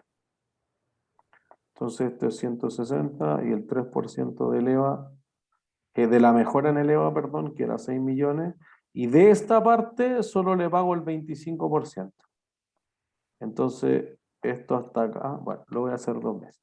Diría que hasta acá era 180, y como pago el 25% de eso, esto es 45. Ah, perfecto, y ahí me quedó claro. Entonces estos dos son los 205. Ay, y el otro es solamente la diferencia. Claro, devengué 340, pagué 205, en el fondo el trabajador tiene una cuenta por cobrar por 135. Perfecto. Ujú.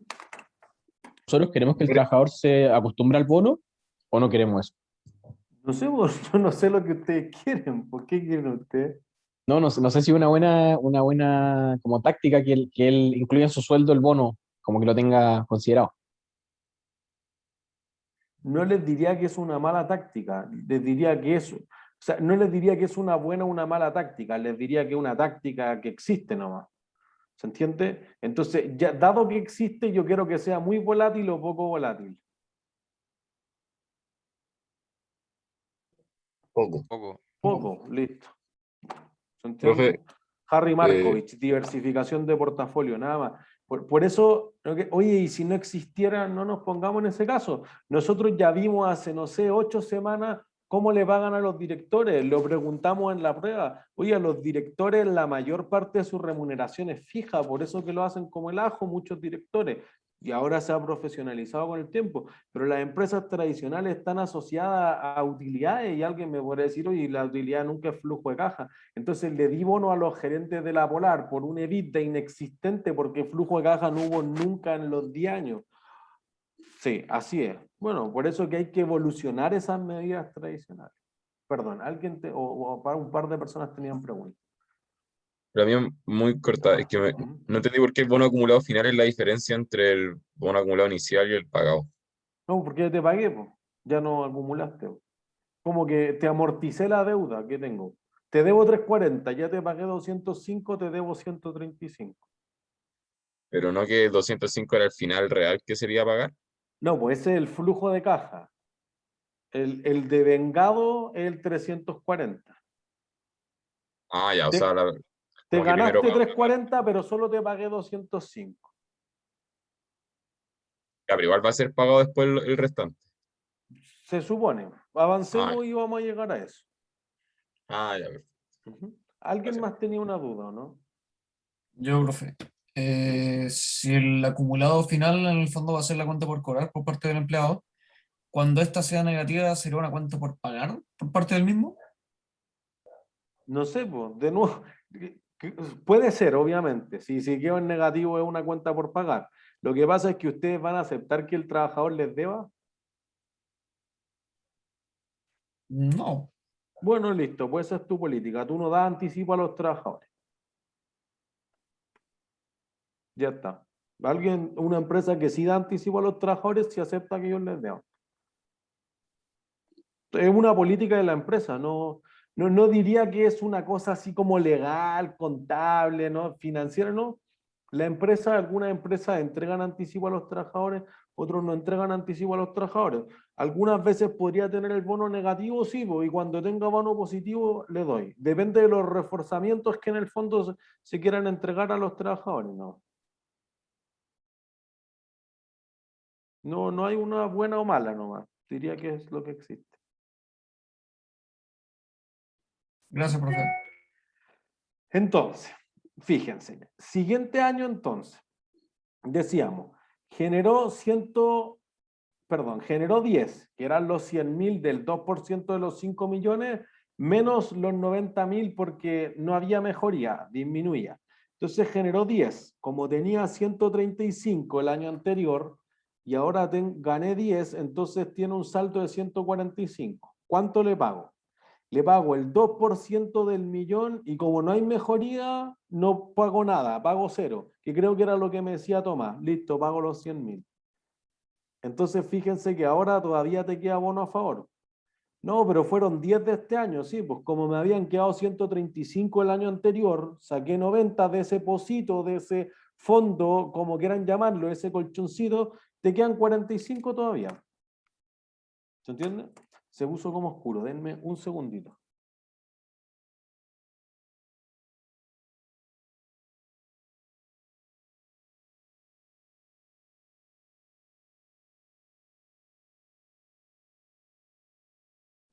Ahí sí. Entonces, fíjense que les quedan 45. Entonces dicen tercer año, mira, el EVA fue negativo. Y aquí es donde van a empezar los problemas. Cuando estamos ganando plata, como queda lo mismo. Ahora se pone problemática la cosa y empieza a verse todo más negro. Gané 4. Como el EVA fue negativo, ¿le quito parte del sueldo fijo al trabajador? No. ¿No? ¿Por qué Eso no se no? puede hacer según yo, ¿no? Ya, legalmente no se puede hacer. Listo, pero el trabajador está destruyendo valor para la empresa. Lo echan. Pero igual se podrían netear con bonos positivos que pudiera recibir en un futuro. Entonces el fondo no recibe los bonos futuros por la pérdida pasada. Ya, a eso es lo que apunta esto, a suavizar el pago a través del tiempo. Entonces uno dice, mira, de los 4 el 2% son 80.000 libras para atrás. Además empeoraste de los 5 que tuviste a 9, así que el 3% de eso es 270. Por ende, de vengado saliste 350 hacia atrás. Como ya tenías 45, fue 305 para atrás. Como es ilegal restarte plata, no te pagó ni uno. ¿Sí? Pero tu saldo va en negativo. Por eso con lo que preguntaba Felipe, oye, ¿se podría que el trabajador me deba? Bueno, de que se puede, se puede. Ah, después con esto van a pagar menos bonos, ¿o no? Pues eso es.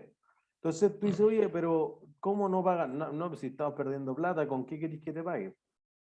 Está hundiendo el barco. Ah, ya, bueno. Pero el siguiente año es tremendamente bueno, el mejor año que tenemos. Entonces, fíjense, gana 12. El 2% de eso sería 240. Mejora de 4 a 12, son 16 millones de libras. El 3% de eso sería 48 millones. Por ende, los 240 más los 240 más los 480 es 720. ¿Sí? Como tú me debías 305, entonces ahora el saldo te queda en 415. ¿Cuánto te voy a pagar? El 2% acá, dale con poner peso, ahí, libra esterlina. Es 240. De la mejoría, que dijimos que eran 480, te voy a pagar un cuarto. Entonces eso es 120. Entonces te voy a pagar 360. ¿Se entiende? Y por lo tanto, como tenía 415 para pagar y pagué 360, te quedan 55. Fíjense lo que pasa ahora el último año, como que traté de ponerlo en los 4 casos que podría darse. Voy a limpiar esto un poco. Siguiente año, un año súper bueno, ganamos 100. Fíjense que este eleva. Alguien podría decir, oye, pero este año el EVA es 12, pero la utilidad operacional fue 400 millones de libras.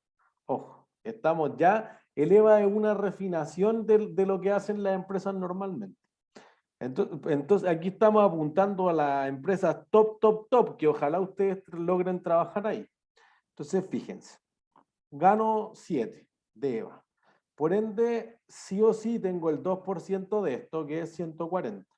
Pero la empresa bajó en 5. Por eso que fíjense que cuando viene el año después del mejor, no es tan positivo en términos de los bonos. Entonces tú dices, ya, acá el 3% de la no mejoría, para no decir la disminución, es 5 por 3% son 150 en contra. Entonces gané 140 acá, perdí 150 acá, el bono de vengado, digamos, en menos 10. Como ya tenía 55 y ahora destruí 10, quedan 45.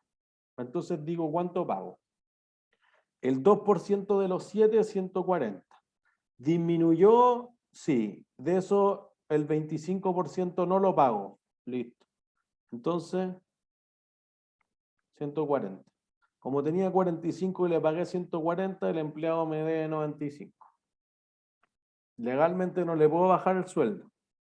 Las personas pueden aceptar legalmente la TAM Airlines a rebajarse el sueldo por una cantidad de meses fija, 50%, lo que quieran, no es una negociación particular. Algunos empleados, la empresa no los puede forzar.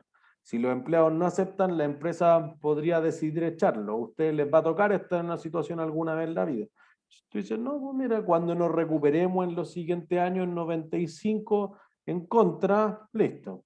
Pero es mucho mejor haber pagado 205, 100, 0, 360 y 140, a haber pagado 340, 10, quitarle el sueldo, pagar 720. Fíjense que 720 es un bono brutal, pues, y después quitarle 10. Es mucho menos volátil la línea de bono pagado que la línea de bono ganado. Eso genera algo en el plan de incentivos con el tiempo. ¿Se entiende? Mucho más sofisticado de lo que realmente la empresa hace. Pero ahí está lo que debería quizás tener sentido. ¿Se entiende? Entonces crea incentivos que podrían ser atractivos para los gerentes este sistema de recompensa del desempeño. ¿Dudas?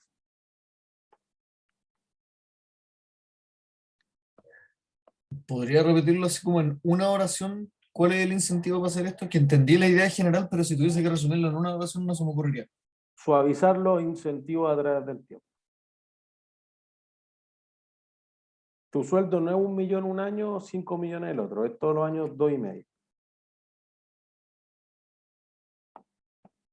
Profe, yo no entendí la última, el año 5, que pagué el bono, pero tenía un bono acumulado final negativo. Si lo pudiéramos repetir. Acá, como yo me quedan 45 y le pagué más, que salí en contra. ¿Pero por qué le pagué 140? Porque el 2% de los 7 millones es 140, pues entonces le pagué como a la base, pero no había mejoría. Ah, ya, perfecto. ¿Se entiende? Entonces, porque miren, esto lo podemos llevar a leva, pero a ustedes les va, a los que trabajen sobre todo corredoras de bolsa, NFP, etcétera, te van a decir, mira, han bajado un poco, está difícil el mercado. Pero un sueldo de egreso de nuestro, diría hasta el 2019, de nuestros egresados van a ganar 1 millón. Más un bono que va entre 2 y 12 sueldos. Una vez al año. ¿Ya? Entonces ustedes van a comprarse una casa. ¿Cuánto les va a prestar el banco? ¿O cuánto querrían pedir usted al banco? ¿Cuánto están dispuestos a pagar de su sueldo como parte del dividendo hipotecario?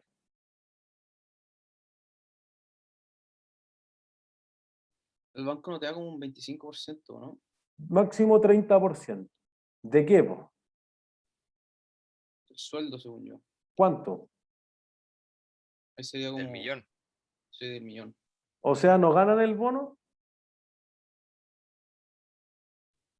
Es como relativo eso. Bueno, es que eso es lo que les va a pasar si esto es su realidad en un año más, po. Ojalá. Pide las liquidaciones de sueldo de los últimos 12 meses, algo así. Sí, claro, ¿no? Que Ese la saca un piden. promedio. Por Entonces eso, ahí po. puede sumar o no el bono. Ya, pues, entonces digamos que justamente ustedes se ganaron los 12 sueldos. Entonces, en un año, ¿cuántos sueldos totales recibieron en 12 meses?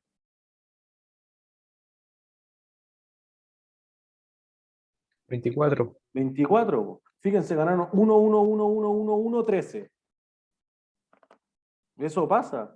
O sea, me ha tocado escuchar de casos de egresados de nosotros que fueron a trabajar a la minería y justo entraron en término de conflicto. 2 meses y les cayeron 20 palos del cielo. Entonces, oye, ¿qué hago con eso? ¿Me vuelvo loco? ¿Lo considero dentro de la renta o no? Porque fíjense que si ustedes dicen ya, pedí un crédito hipotecario por 300 lucas, eso será como una casa de 80 palitos, no una super casa. Si tú pides un crédito hipotecario de 600 lucas, oye, una casa como de unos 160 palos, es una buena casa, ¿se entiende? Entonces tú dices, oye, si yo gano 2 palos mensuales, con los 12 sueldos, 600 lucas no duele. Si tú tienes el millón porque no llega al sueldo y pago 600 lucas, está dura la cosa llegar a fin de mes. ¿Se entiende? Entonces está sobreendeudado si gana el millón, está bien en el límite si gana 2 millones. Y ahí está. Entonces, sobre todo en finanzas, diría que finanzas y minería es área financiera, digamos, no finanzas empresas reales, no viñas, no tesorería de empresas como con negocios no financieros, digamos, son las que más tienen el incentivo a unos sueldos, asociados a los proyectos, asociados a millones de KPI, pero que están ahí. Entonces, para ustedes también, el cómo sea el esquema de incentivos les va a permitir que en el tiempo se puedan proyectar mucho mejor, po. ¿Se entiende? Porque si tú dices, oye, en verdad o gano mínimo un palo 2, máximo un palo 6, oye, más o menos un palo 400, ya. Pero no es que un año gano 1 y el siguiente año gano 2 o 1,9, no. Es más acotado el rango. ¿Se entiende? Les permite hacer una mejor presupuestación. Y no solo ustedes, pues al otro lado también, la empresa también quiere hacer una planificación menos riesgosa.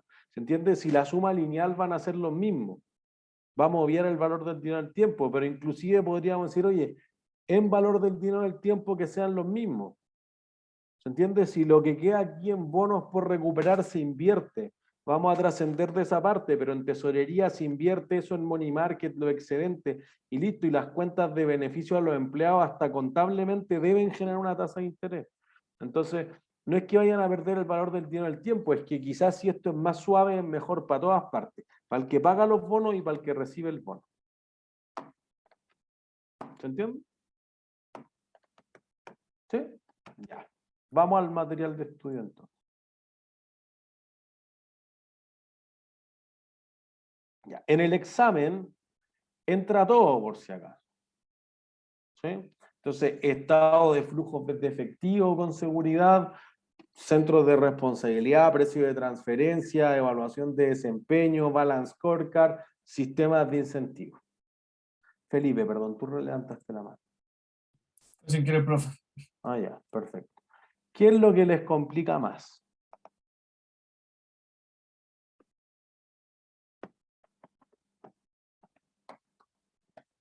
No saben nada todavía. Bueno, avancemos, vamos a tratar de avanzar ciertas cosas. Siempre ahí tienen al principio los objetivos de aprendizaje para que después puedan hacer como un checklist. Esto lo sé hacer, esto no lo sé hacer, esto sí lo sé hacer, por si acaso. Profe, las metodologías de transferencia de valor. ¿De precio de transferencia? Sí, eso, precio de transferencia de valor. Ya. Entonces, veamos. Cascada, estado, flujo de efectivo. Ya, aquí. ¿Cómo debería ser la fijación de transferencia si no existe capacidad ociosa? A un precio negociado, B a un precio de costo puro, C un costo marginal, un costo más margen porcentual o E de mercado competitivo. ¿Qué contestarían ustedes? De mercado competitivo, ¿Por qué? porque si es que yo no tengo como capacidad ociosa, quiere decir que la única manera para yo vendértelo a ti es que no se lo venda a mi cliente. Entonces, obviamente, como que mi precio tiene que ser el que yo iba a recibir. Cierto. Eso es lo que ocurre. Entonces, debiese ser en este caso respuesta E. ¿Sí? Porque tú estás renunciando a los costos que te implica fabricar, pero además al margen que no he ganado por estar vendiendo internamente.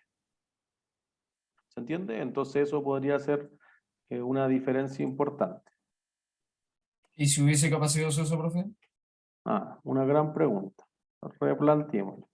Si hubiese capacidad ociosa,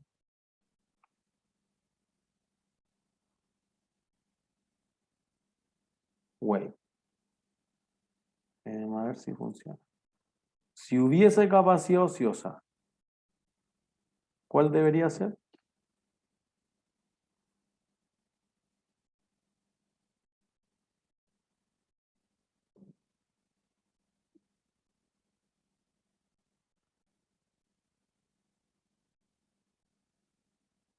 Vamos, voten, voten, voten. Esta es una pregunta simple. Yo esperaría, ojalá que el 90% de ustedes la tuviese buena.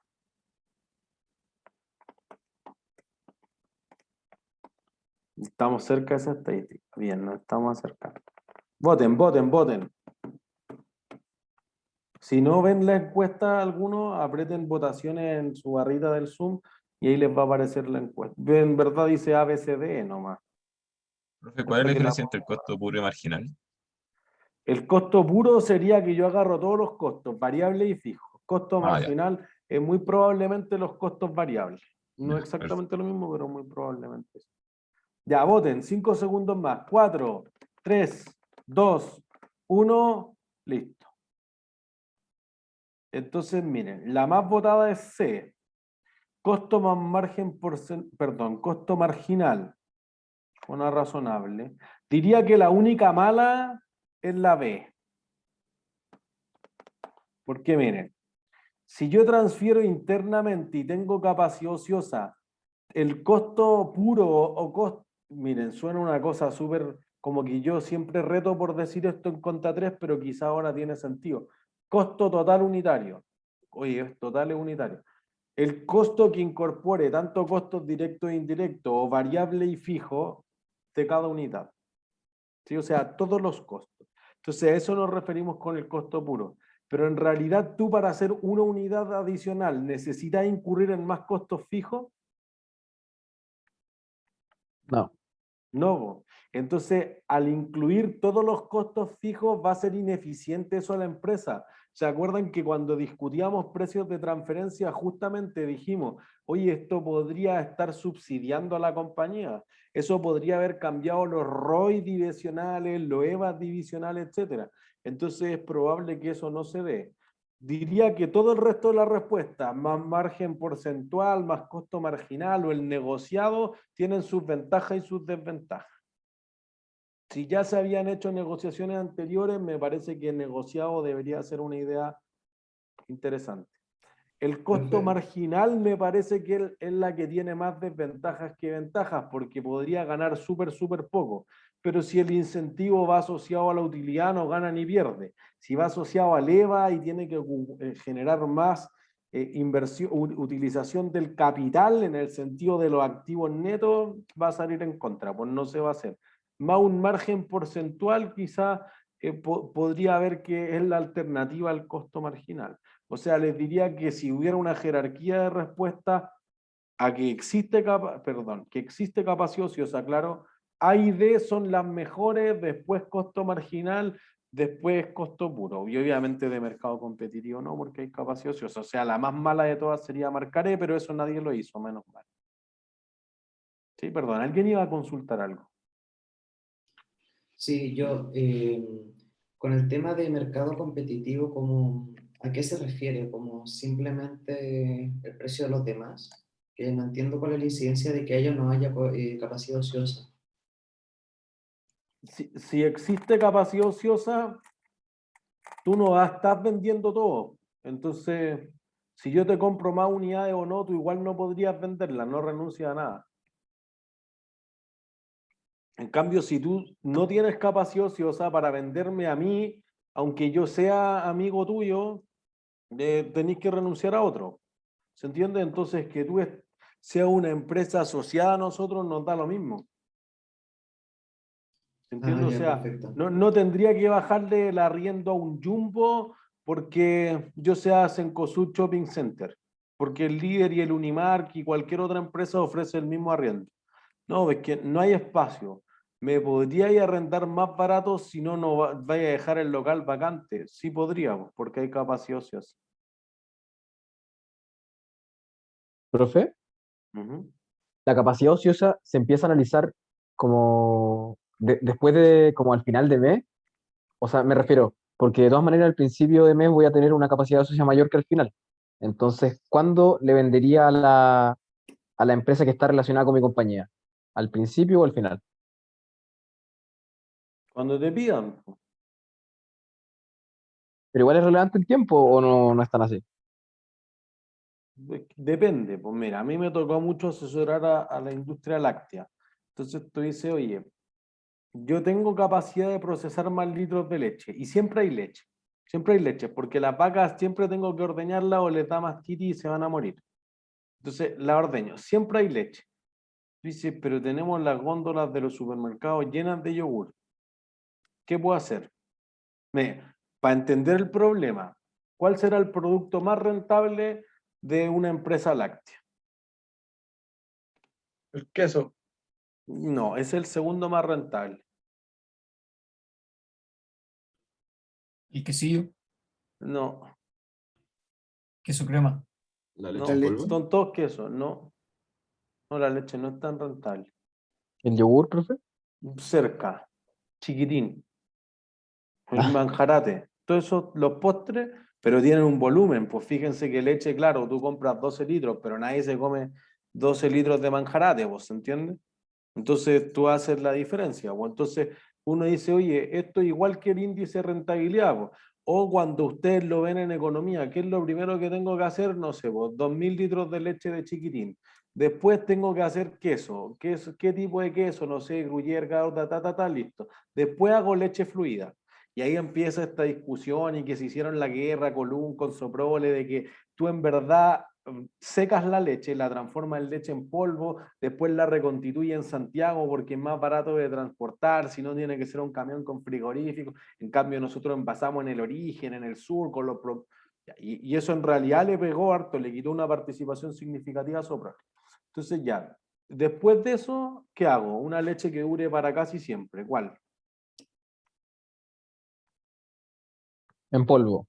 En polvo. Y eso es un commodity, se vende en la bolsa de Nueva Zelanda, se vende en las bolsas mercantiles, no solo de metales, pero mercantiles en Europa del Este, sobre todo la USDA en Estados Unidos, que es lo que regula esa parte de los productos agrícolas, publica una pauta de precios todos los días, un commodity. Si hoy dura 10 años la leche en polvo, una cosa. Ya, pues ese es tu costo marginal. Si no tengo nada que hacer, igual puedo convertirle todo en leche en polvo. Y entonces ahí uno dice, ¿lo hago o no lo hago? ¿Se entiende? Por eso que la empresa tiene como un ranking de cosas que puede hacer. Hoy la alternativa es no hacerlo. Imagínense ahora, la mañana me pasaba, iba por Providencia y decía, mira, este local es gigante. Está habilitado no para cualquier cosa. Entonces, un edificio de 3 pisos, de un formato, pero está en una esquina importante, en Nueva Providencia. Tiene un flujo de gente. Entonces, pero no lo puede arrendar. ¿Ustedes bajan el arriendo para arrendarlo o esperan? Yo creo que la mitad tomará una decisión y la mitad tomará otra. Es mejor tenerlo lleno, generando algo, ideal costo marginal. No, pues, si yo lo arriendo por eso, quizás nunca vuelva a cobrar el precio de mercado futuro. No hay que desesperarse. No nos pongamos nerviosos. Listo, ahí está. No diría que hay un caso exacto, sino que uno tendría que ver en la situación en que está la empresa, decir, oye, ¿cuándo tengo capacidad ociosa? Al principio, al final, no sé, pues cuando vaya a vencer la leche. Depende, y fíjense, cuando vence la leche para Soprole no es lo mismo que para el productor de leche. Si alguien en su familia tiene vaca o algún otro animal lechero o conocen a sus familiares, la leche así, si yo la saco de la vaca y la pongo en estos como galones gigantes de metal, ¿cuánto tiempo creen que dura? ¿Un día? Máximo, 5 horas. Si yo digo, mira, Soprole me ofrece 220, pero Nestlé me ofrece 250, porque sé cuánta concentración de grasa, la pauta de precios cambia y todo eso. Voy a esperar que pase Nestlé. Y Nestlé no pasó, cagué. Tengo que tirar la leche. No tengo frigorífico, no. Si yo saco 2000 litros de leche al día, no me conviene tener frigorífico ni mi propio camión, nada. ¿Se entiende? Entonces, esa capacidad ociosa no es que tenga que evaluarla el 2 de enero o el 31 de enero. Depende de lo que dura tu producto. Pues si tu producto no es perecible, digo, hoy acumulo, no, pues no tengo bodega. Piensen en un taller mecánico, por eso insisto que ustedes tienen que transformar esta cuestión. Tú dices, oye, le tengo que cambiar una cosa súper pequeña. Tengo que desabollarlo, eso puede tomar varios días, volver a pintarlo, que seque la masilla, listo. Y eso es un trabajo que no es menor. Y el segmento de desabolladura y pintura deja buenos márgenes, 40%. O le tengo que cambiar un repuesto, sacarle el filtro y el aceite. ¿Acepto que el cliente se vaya si le voy a cambiar el aceite o no?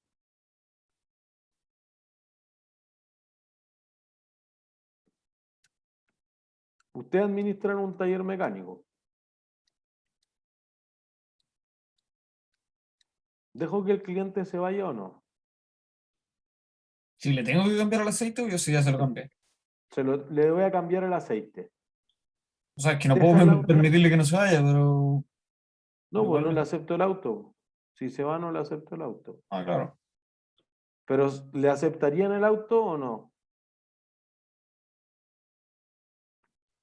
Es que deja menos margen, pero yo lo haría en el momento, digamos, si es que hay alguien disponible. Por Cambio el eso, aceite pero rápido. si él se va y no vuelve, te ocupa el espacio. Entonces cobrarle más caro si es que me deja el auto. Ah, pero ¿algún mecánico hace eso? Creo que no. ¿Ven? No es como que yo te arriendo el espacio, pero es obvio que si tú me dejas el auto aquí 3 días, te fuiste a la playa y cambiaste el aceite, oye, me pagaste 80 lucas por el cambio de aceite, me quitaste 4 órdenes de trabajo distintas. ¿Se entiende? Entonces, oye, hay que llevárselo de alguna forma, o te lo voy a estacionar en la calle y después ya es problema tuyo. Ah, bueno, ya, pues listo. Hay que meterle riesgo, si no el retorno es muy alto para un costo muy bajo. Entonces, fíjense que esa evaluación de si voy a ocupar la capacidad ociosa o no depende del tipo de negocio en el que ustedes estén. Oye, en algunos casos es obvio que tengo que dejarlo, pero claro, no, esto no es un estacionamiento, no me dejen encachado acá el auto forever and ever, no es así la cuestión. ¿Se entiende? Entonces eso puede hacer una diferencia significativa. Por eso que depende del negocio. No les diría que al principio del mes o al final del mes, sino que en algún momento tú decides hacer eso. O por ejemplo las empresas de paquetería ahora, Starken, Correos de Chile, etcétera, cualquiera. ¿Cuántos días la guardo en la sucursal? Si alguien ha comprado algo internacionalmente que llega a Correos de Chile, te cobra. Pero si la dejáis más de 3 días ahí, la mandan a una bodega no sé dónde y te aforran una brutalidad. 30% del costo del producto por una semana, una cuestión así. Ahí está el negocio. Correos de Chile no gana ni una por las cartas. Ahí está su negocio, paquetería. ¿Se entiende? Entonces depende de cómo uno esté viendo la capacidad ociosa.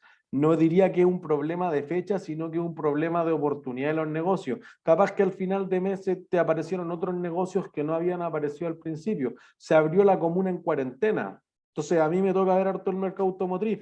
Oye, nadie hacía ni un cambio de aceite ni en marzo ni abril porque nadie cachaba para dónde iba la cuestión. Pero en julio, para todo lo que era servicio técnico, desarrolladora y pintura y repuesto, tuvo un crecimiento exponencial. Y ya después, agosto, primer 10%, va, nuevos, desabastecimiento total. Septiembre, usados, porque como ya no quedan nuevos, la gente se volcó a usar. Y así sucesivamente. ¿Se entiende? Entonces, no es al principio del mes, sino que es las circunstancias de la economía, diría yo. ¿Sí? Gracias, profe. ¿Cuál de los siguientes no debiese ser un objetivo de los precios de transferencia de la compañía para que estuviesen bien establecidos?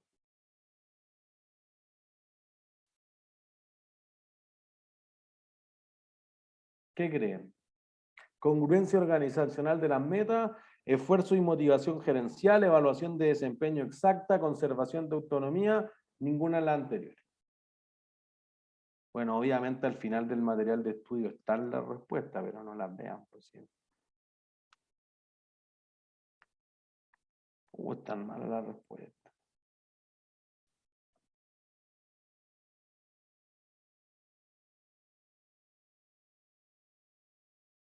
Vamos, voten, voten, voten.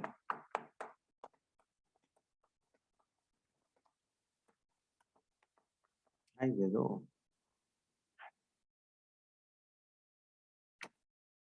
Vamos, voten, voten. Fallar en este momento es gratis. Fallar en el examen es más costoso.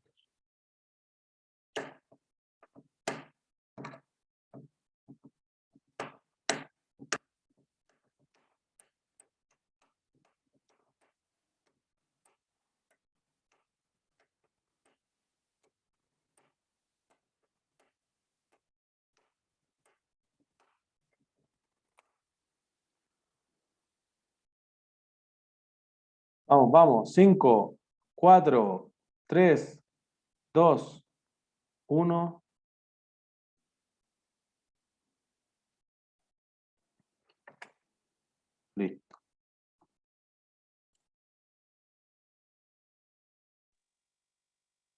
Profe, la verdad es Solamente que con un... esta pregunta no me la sé. O sea, entiendo Bueno, la lógica, pero es como difícil de verlo.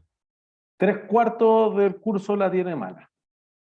Porque yo necesito que los precios de transferencia tengan una congruencia organizacional. Pues, si tú quieres que suban las acciones, pero hay un gerente fijando precios de transferencia para que bajen las acciones, me quedan en barra. Tus metas deben ser igual a las mías, no podemos estar en metas distintas. Entonces, así tiene que ser.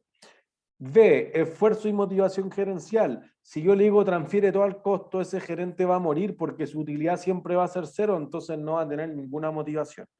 Y dado que sé que A y B tienen que ser, entonces debería decir, oye, todas tienen que ser. ¿Sí? Pero fíjense, voy a ir por una. C, evaluación de desempeño exacta, eso es lo que quiero hacer. No puede ser que el precio de transferencia ensucie los resultados. Entonces, como tú le transfieres a una filial del sur súper cara las cuestiones, parece que ganas plata artificialmente.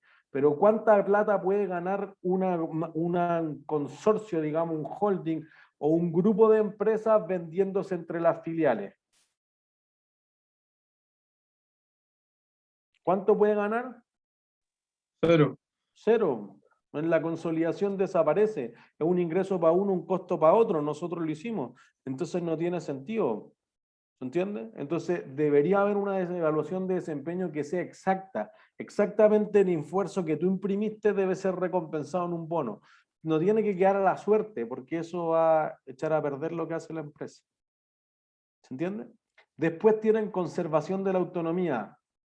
Tú no puedes hacer lo que quieras. ¿Por qué? Porque mira, te van a llamar de la filial de Chiquitín y Chiquitín te va a decir cuánta leche tienes que ir a comprar.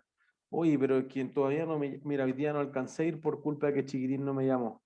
No es ahora autónomo. Ya, te quito el bono. Pero ¿cómo si Chiquitín no me llamó? No es mi culpa. ¿Se entiende? Eso puede pasar. Oh, es que mi compañero de grupo no subió el trabajo. ¿De quién es la culpa de ustedes? Tienen que juntarse con otra gente. Nuestro problema, ¿se entiende? O es que choqué antes de llegar a la licitación, no llegué, trabajé 2 meses. Choqué nomás. Hay veces en la vida, uno tiende a ser más flexible, pero eso puede pasar. Entonces debe ser congruente, debe motivar el esfuerzo, sobre todo de los gerentes, debe no nublar, tiene que ser claro dónde imprimí esfuerzo para mejorar lo que sea que tiene que mejorar la empresa y debe permitirle al gerente hacer lo que quiera, si no, no tiene ningún sentido. ¿Se entiende? Después tienen que ver con flujo de caja. Si usted pudiera... Entonces era ninguna de las anteriores, profe, ¿no? Ninguna de las anteriores. La respuesta correcta es... ¿Sí? Aquí un ROI mejorado. Miren, esta como que agrupa las cosas. 8. Si se pudiese corregir el cálculo del retorno sobre la inversión, return on investment o return on invested capital, a una medida que realmente intentara medir la capacidad de generar valor por parte de los activos, ¿cuál de los siguientes le parece la mejor razón financiera para el ROI mejorado? Me parece que, miren, lo mejor de hacer aquí es un descarte informado. Entonces, la utilidad neta sobre los activos netos, ¿les parece algo razonable? No, profe. ¿Por qué no? Porque hemos dicho que no nos dejemos llevar por la utilidad. Ya, listo. Es una buena idea. Entonces eso te permite eliminar A, B y C. Pero fíjense, contra la idea tradicional del ROI me parece que utilizar los activos netos es una buena idea.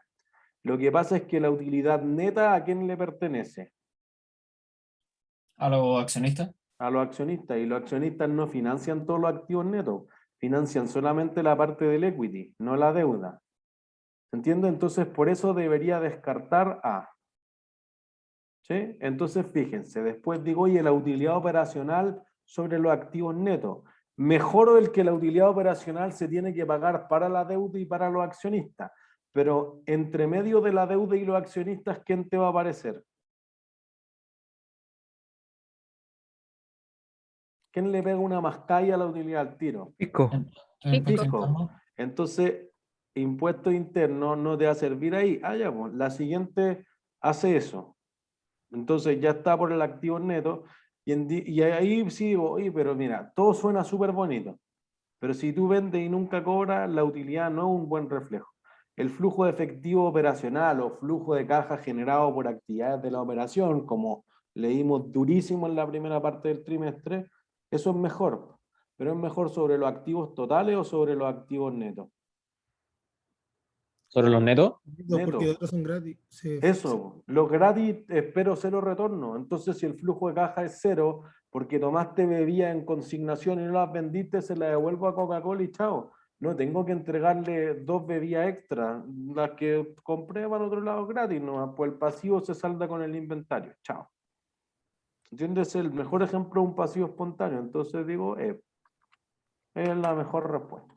Profe, pero netos de depreciación se refiere. No, netos lo que están haciendo en el trabajo. Seguro que es neto, porque mira, el activo total ya está neto de depreciación. Ah, ya, se refiere a lo de deuda y... De los pasivos espontáneos. Perfecto.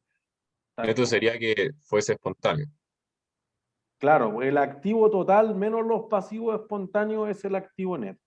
Visto por el lado izquierdo del balance, visto por el lado derecho es la deuda más el patrimonio. ¿Sí? ¿Alguna última duda del trimestre? ¿No? Ha sido todo por este trimestre entonces. Que estén súper bien. Me quedo contigo, Felipe. No se olvide de nosotros. Me quedo. Que estén bien. Chao, Chao. profe. Chao, profesor, cuídese, Chao, gracias. profe. Chao, profe. Chao, que estén bien. Que no esté difícil la prueba, Chao, profe. profe, que esté bien. Imposible. Profe. Ese otro magíster.